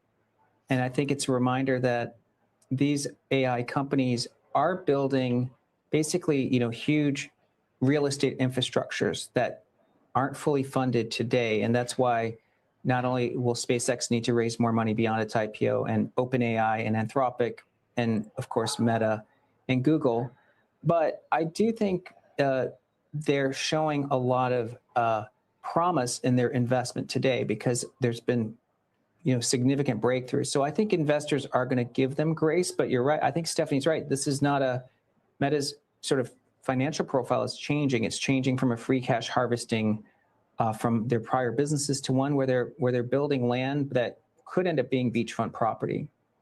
What's this sell-off about today, Tom? Is it did Broadcom spook the market? Did they start this? Is it positioning ahead of SpaceX and the biggest IPO we've ever seen? Is it something else? What do you think? Scott, I think a lot of this, for instance, memory stocks are down, but they're back to where they were 8 days ago. I think the market did have a parabolic lift in the last month. And now I think there's some sobering taking place because expectations are higher. But I also think that SpaceX, $75 billion is a lot to ask the public to fund. So I think it is a big lift in terms of how you're going to fund that purchase. And so I think now when the stocks wobbled a little bit, I think people are raising cash.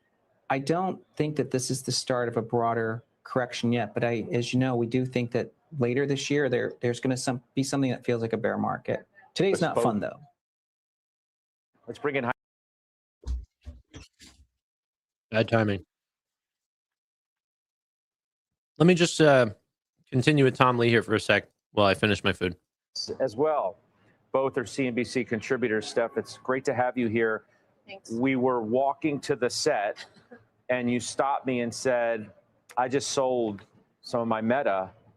What are they thinking? Right.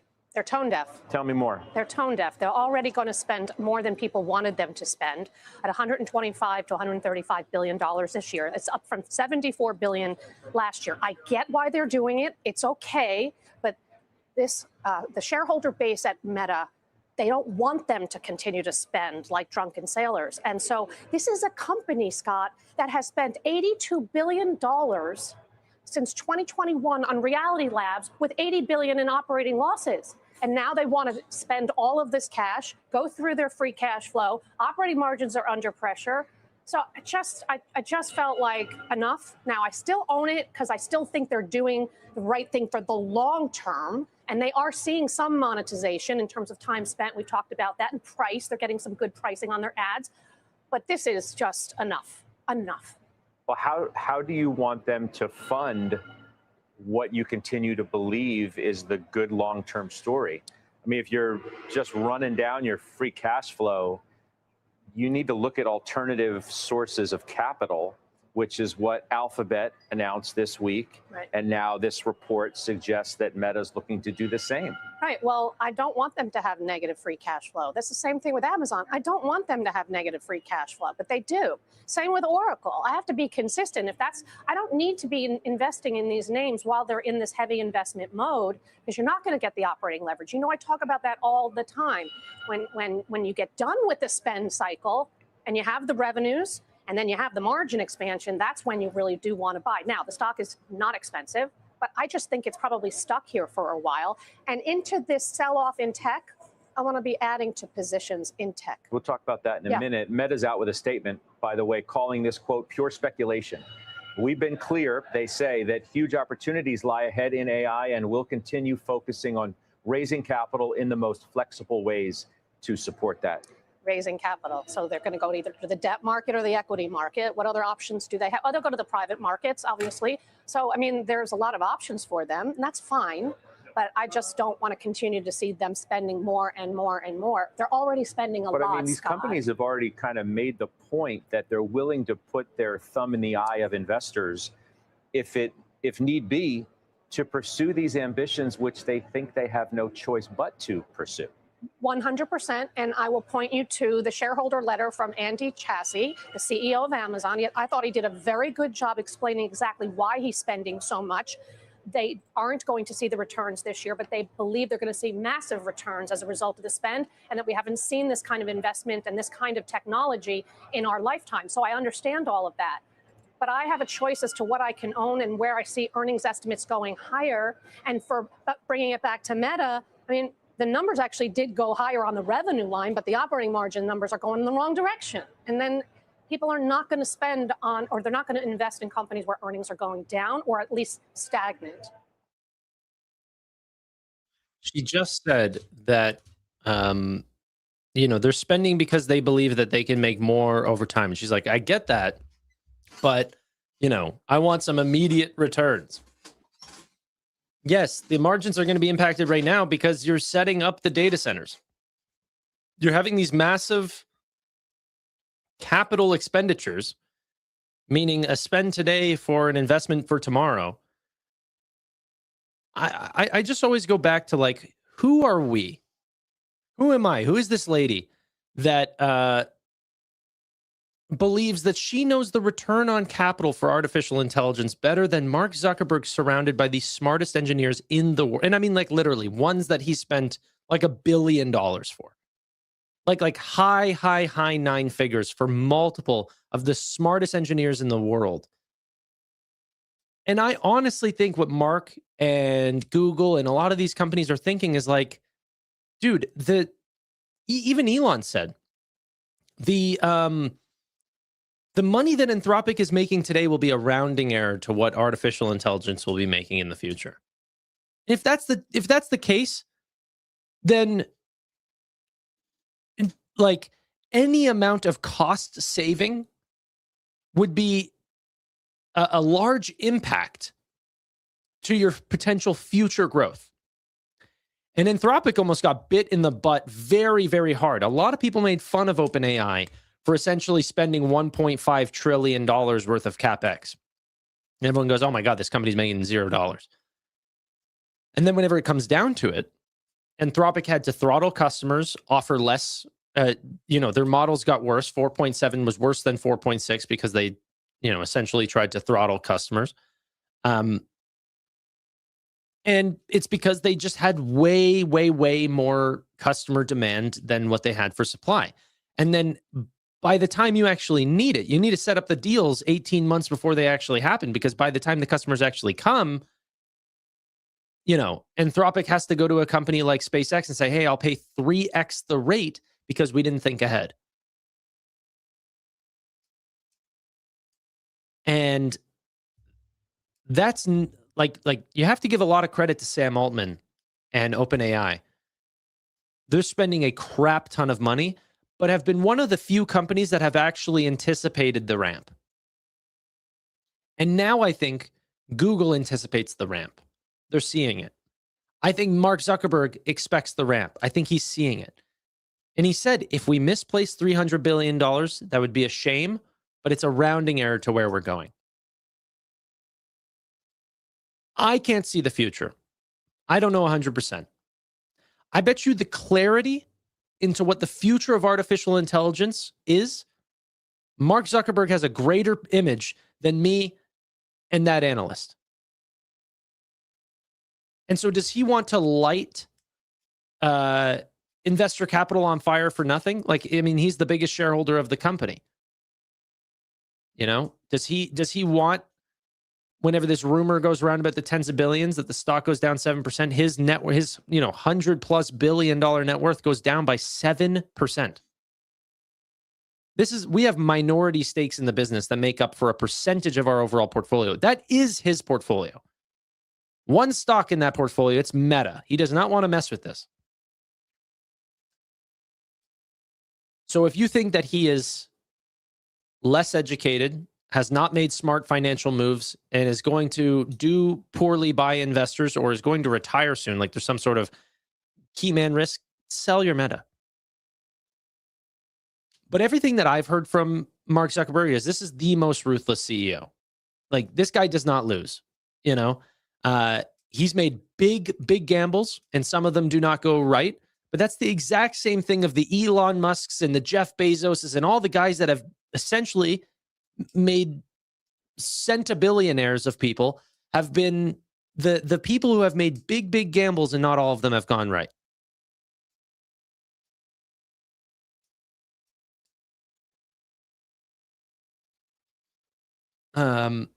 Paid for by Meta. Yeah.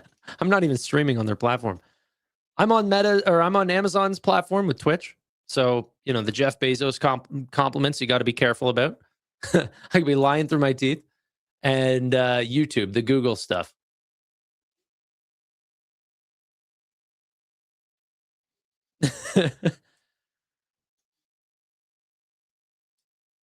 Where's my money, Tanner? Oh, dude, I'm so sorry. Okay. I didn't think you needed it till Monday.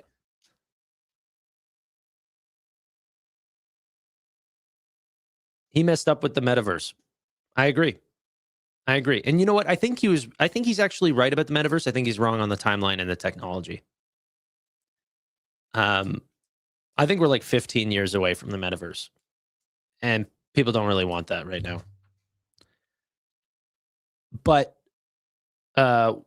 what's it called? I think a lot of very successful people have made massive blunders.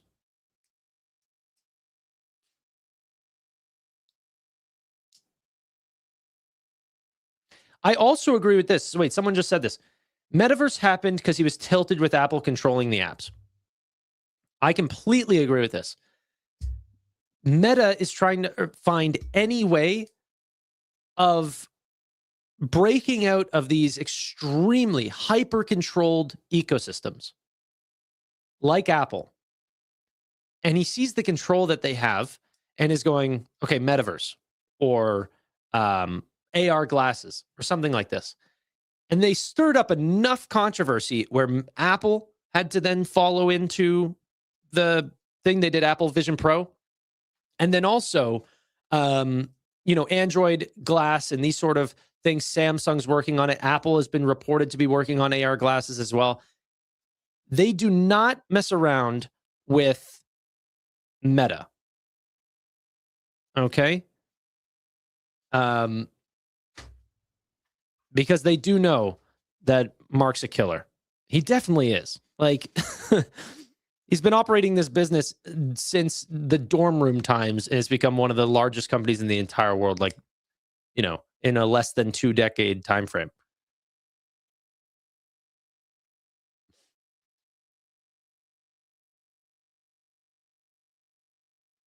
Okay.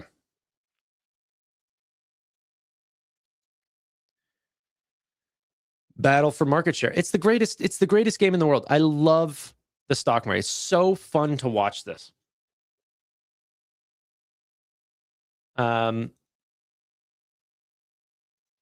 Yeah.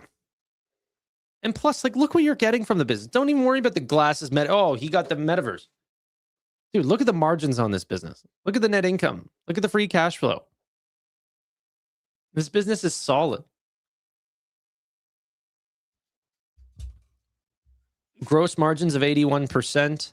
They're probably spending an absolute buttload on like operating margins. This is after research and development. This is after a lot of different expenses, and you're still at 40.6%.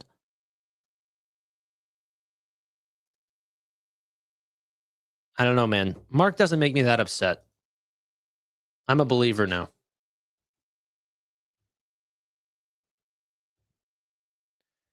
Tanner, Amazon versus Meta? I'm not sure.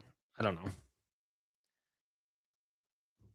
I really do believe in Mark Zuckerberg.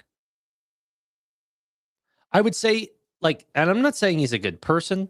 I'm not like, but what's cool about investing is that you can hitch your wagon to literally centabillionaires, $100+ billion, and then say, however much he increases his net worth by, I, from a percentage base, can also tie my investments to his. And then whenever the market, stops believing in them, you can get a pretty good discount on those shares. 16.9 forward PE. Is that true? We can look at it right here. I'm seeing 19.1.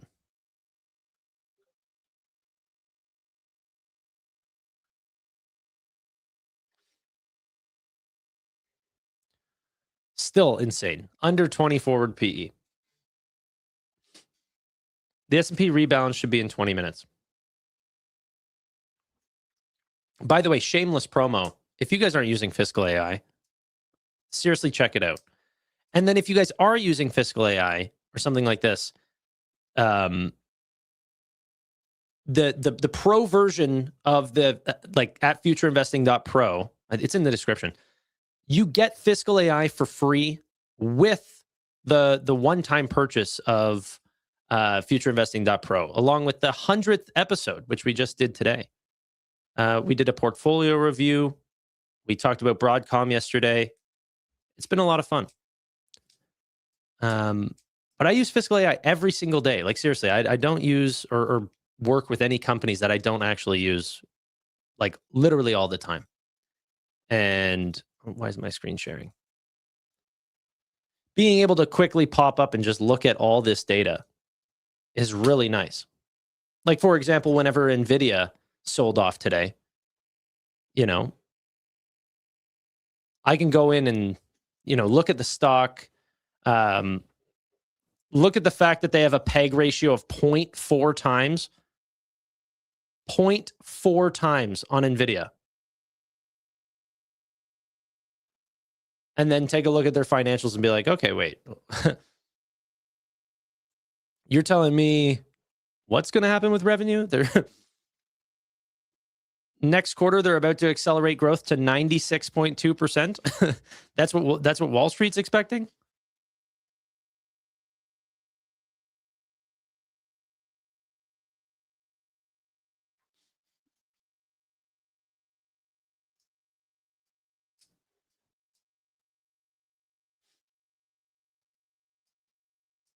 Trying to plug so you can buy more. Yeah. No, I'm actually doing 100% or 100% off.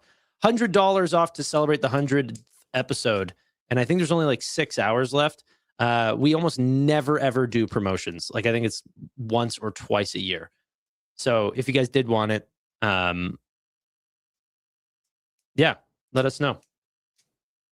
And then Marshall can send out your Fiscal AI codes. I love not having to do that sort of stuff. Check the PEG for Micron. Micron's PEG is going to be super good. I'm not questioning that. It's just which one is going to have more durable earnings.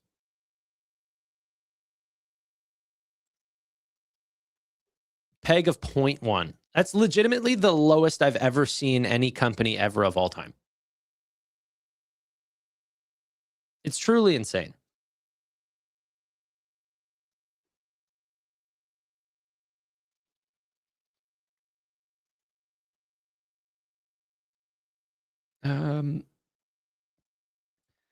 The same revenue is being sent from one company to the other. The earnings are not real because the same money moving between 10 companies is in a circle. You just learned about an economy. Yep. Your boss pays you. You go to work for Ford. The boss pays you. You buy a Ford. You drive the Ford. You buy the gas from the company that Ford's invested in. That's called an economy.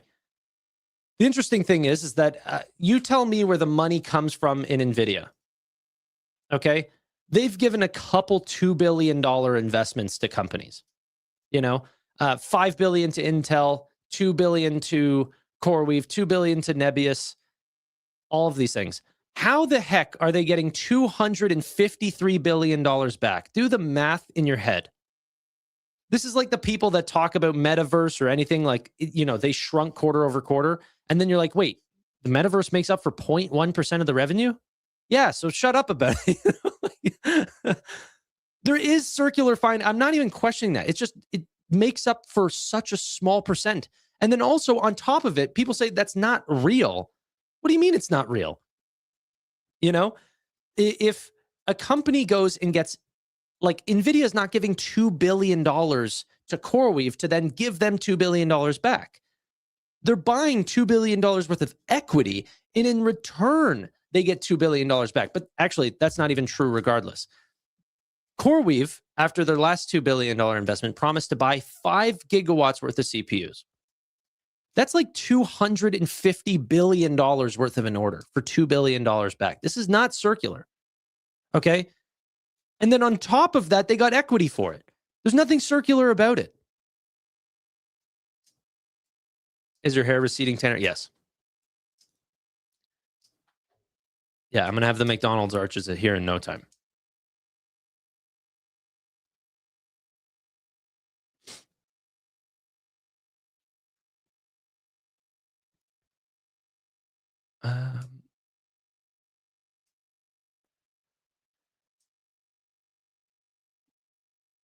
Tanner's dog is getting really pissed off. Yeah, she definitely wants to be walked. Inclusion announcement at 5:15. It's even later now.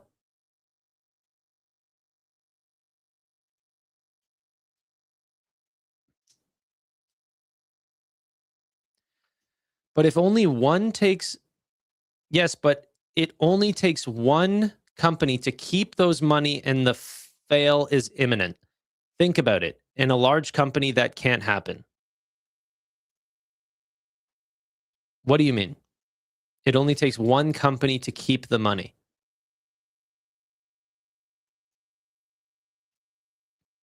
I think what you're saying is the circle ends if the money stops, if one company stops. But like I said, that's not what's happening. Okay? Like, it's just an economy.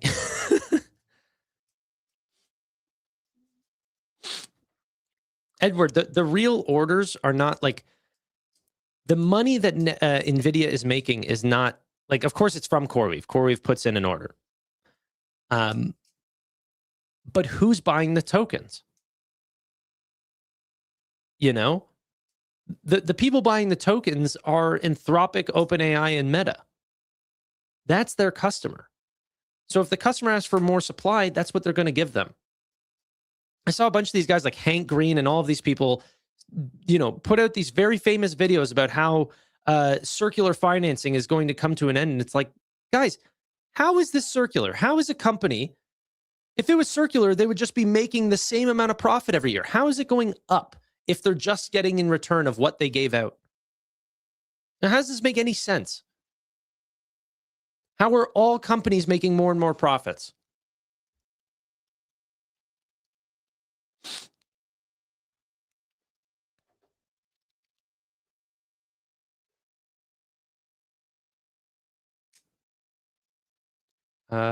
I love when Tanner argues with 50 IQ chatter. That's not true. That's not true. I'm not saying Hank Green is dumb. I'm just saying, like, I for real think that he believes that those are high engagement posts and that people love, like, it would be so, I would be so much more famous if I said that AI was a fad than me actually investing in AI. People hate AI. They hate it. Okay? Now, the truth is that I want to be rich, not famous. So I want to invest in companies that are going to make me a crap ton of money. And that's going to be AI because I think it's real. But the people who are being on the other side of the trade saying it's all circular financing. It doesn't work. None of these companies are making actual money. We don't know how to measure their like, that's what the majority of people want them to say. They're going to click on it to go, I knew it was all I knew I didn't miss the biggest trade of all time. I knew it was all fake. And then the models are coming for their jobs and doing their emails. And like, the technology is definitely getting better. And while the TikToks are going around being like, dude, this AI robot can't even tell you how many R's are in the word strawberry. It's like, okay, but do it now. You know, do it on ChatGPT 5.5. They're getting smarter. And you're on the wrong side of history, pretending like this thing is not going to work. Okay? You are being the radio guy and the newspaper guy talking about how the internet is fake.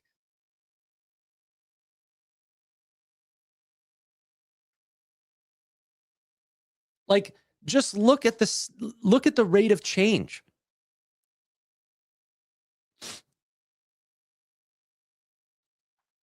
Yeah, I would literally say like there's 2 R's in strawberry and they would mess up. But the worst it'll ever be is right now. CoreWeave is down another 3.5%.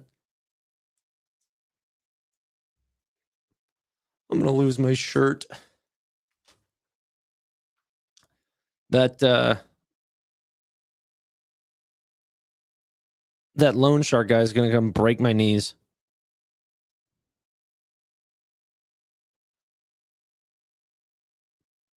Okay.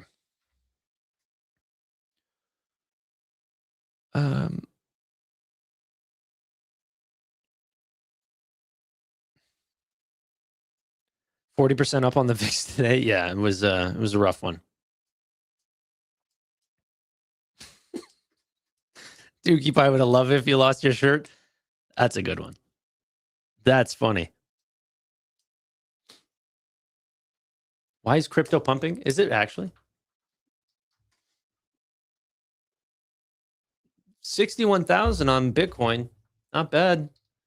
ETH 1,600. Maybe there's a recovery, but like, come on, it's not pumping. ETH is still down 9.5% today.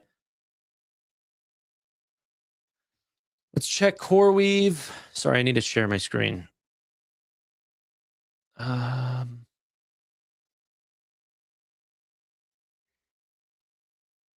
It's all right. We went back up to 100, but we are at 97 right now. I thought we were hitting even below 95. I thought we were like 93 or something.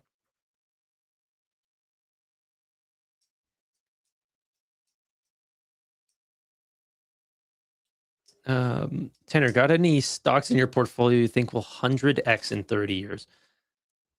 I mean, probably, but I've not given that any thought. I'd have to see what that breaks down to. I mean, I don't know. Compound interest is a beautiful girl, though. Holy. I take a look at my portfolio now. And I'm like, okay, well, if I just buy the S&P, like the expected annual return that I would get today is clearly, obviously, much higher than it was a few years ago. And it's just such a beautiful game that if I just continue to play this out, if I continue to play this out into my 30s and 40s and 50s, assuming that I still have a comfortable life and love what I do, I'm going to get like filthy rich. Just betting on the American economy, assuming nothing goes wrong.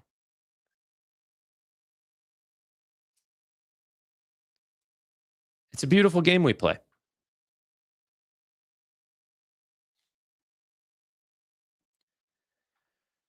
How are we looking next week, you think? I personally, I have no reason to not believe that Monday is going to be green.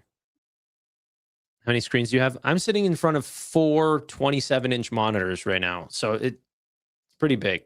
But that's why you always see me look to this, up to here, which is where my stocks are.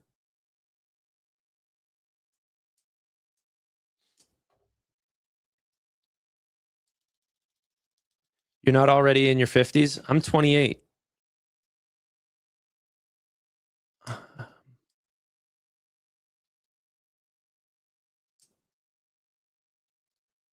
Do you get sunlight, Tanner? Rarely. Yes, today is this S&P rebalance. Let's go ahead and pull that up.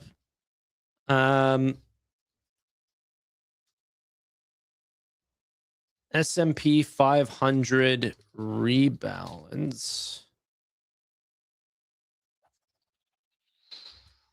S&P Global. I pray it's Reddit. I'll be so happy. I will just be so freaking happy, guys.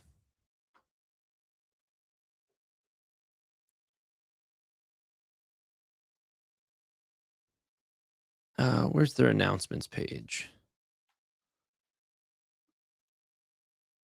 Governance.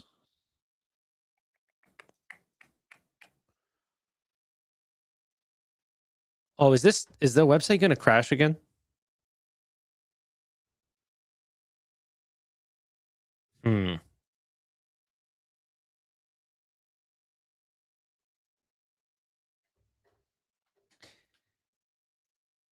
If it's not at 5 and instead at like 5:15, I for real am going to end the stream at 5.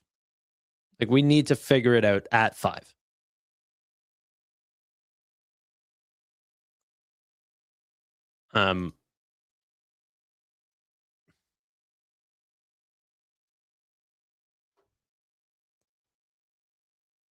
Okay. Reddit and Marvell would be amazing. I would love that.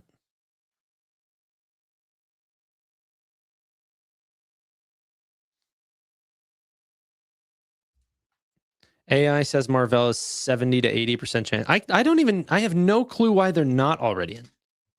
Like, that one doesn't even make sense. It was like $100 billion.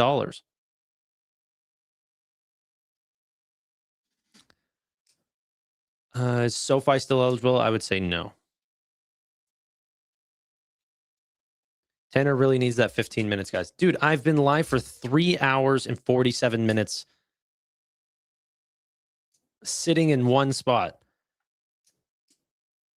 You know, even a regular office job would say, hey, you got to get up every now and then, 10 minutes every hour, go do some freaking standing squats, stretch a little.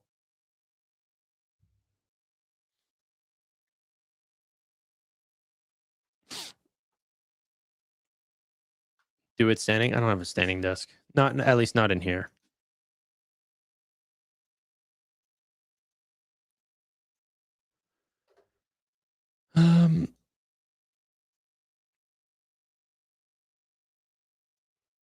Dude, you can have a standing. The reason why I haven't switched my desk is that I just I've got a whole bunch of lights and everything, and they're all like I've got a nice layout, and I just don't want to mess with it. Okay, we've got 6 minutes until the adjustment here. Let's go ahead and listen to a little bit of additional information about the jobs numbers that we ended up seeing for May. Torsten, good to see you. Thanks for having me, Mike. You've been leaning in the direction that the economy is in better shape, maybe with more momentum than many had believed. So this jobs report today, certainly better than the forecast. You know, in itself, does it show, in fact, that we are now at a new run rate for job creation and economic growth? Yeah, because I do think that this is evidence of the tailwinds to the economy at the moment. It is not only the AI spending boom. Let's also not forget that we also have the one big beautiful bill that's playing out. The Congressional Budget Office estimates that that's adding about 1 percentage point to GDP growth this year. So now we suddenly have 2 engines of growth coming from both what's happening with, of course, the AI boom, but also with what's coming from the one big beautiful bill. And the other important aspect of this report is that this also puts to bed, at least for now, some of these fears about displacement of labor because of AI. It's very clear that job growth is very strong in the initial phase of the build-out, both for data centers and energy associated with data centers. So at the early stages of this AI boom we are, it is actually going to be more inflationary, which creates some problems for the Fed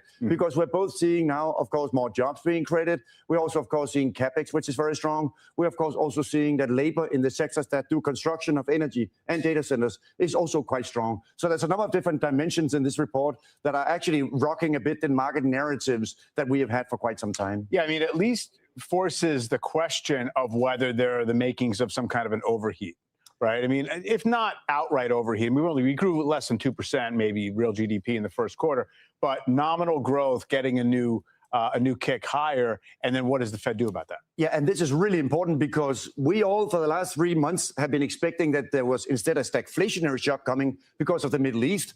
If you take your textbook out and oil prices go up, economic activity should go down and employment should go down. But we are exactly seeing the opposite of stagflation. We're actually seeing overheating because the shock from the Middle East is now being dominated by the AI boom and by the one big beautiful bill. So that's exactly why this dancing between is it stagflation, is it overheating, is looking more like this is overheating in the sense that this is something that the Fed needs to worry more about. Do you think they will worry more about it? We know some of the members of the Fed will, but I wonder if the intentions of the new chair and the committees cancel themselves out, and we just have to wait and see. Yeah, so we have 12 voting members on the FOMC. One of them is Kevin Walsh. The other 11 members, and one of them is, of course, Jay Powell, who is now staying on the committee. Yeah. They clearly said at the last FOMC meeting that they did not think it was a good idea to cut interest rates. And we had 3 of them at the last meeting say, well, now they think they should more have a neutral bias. So I think at this meeting, we will probably see them take away the easing bias. And then when we come to the July meeting, they may begin to have a hiking bias if the momentum continues. And that's, of course, where things become more complex because we have, of course, a committee that has been leaning for several years towards no, rates are going down, rates are going down. And maybe now with the momentum coming from AI spending, from the one big beautiful bill, we also have upward pressure on inflation from tariffs. We also have upward pressure on inflation from energy prices. And we also have upward pressure on inflation because of the AI boom giving more boost, both to wages in those sectors that are benefiting from the AI boom, but also, generally speaking, from prices of equipment, semiconductors. So those 3 forces, tariffs, and also, of course, energy prices and the AI boom, they are creating a much more complex challenge for the Fed, where they now need to think about later this year whether they maybe have to hike. Let's bring in high. Guys, I really do think the announcement's at 5:15. I'm not staying around for 5:15. So that said, I think it's the end of my journey here. I'm seeing it is at 5:15, which sucks. Thank you all so much for watching. Really do appreciate your time. Expect a video later today. Bye for now.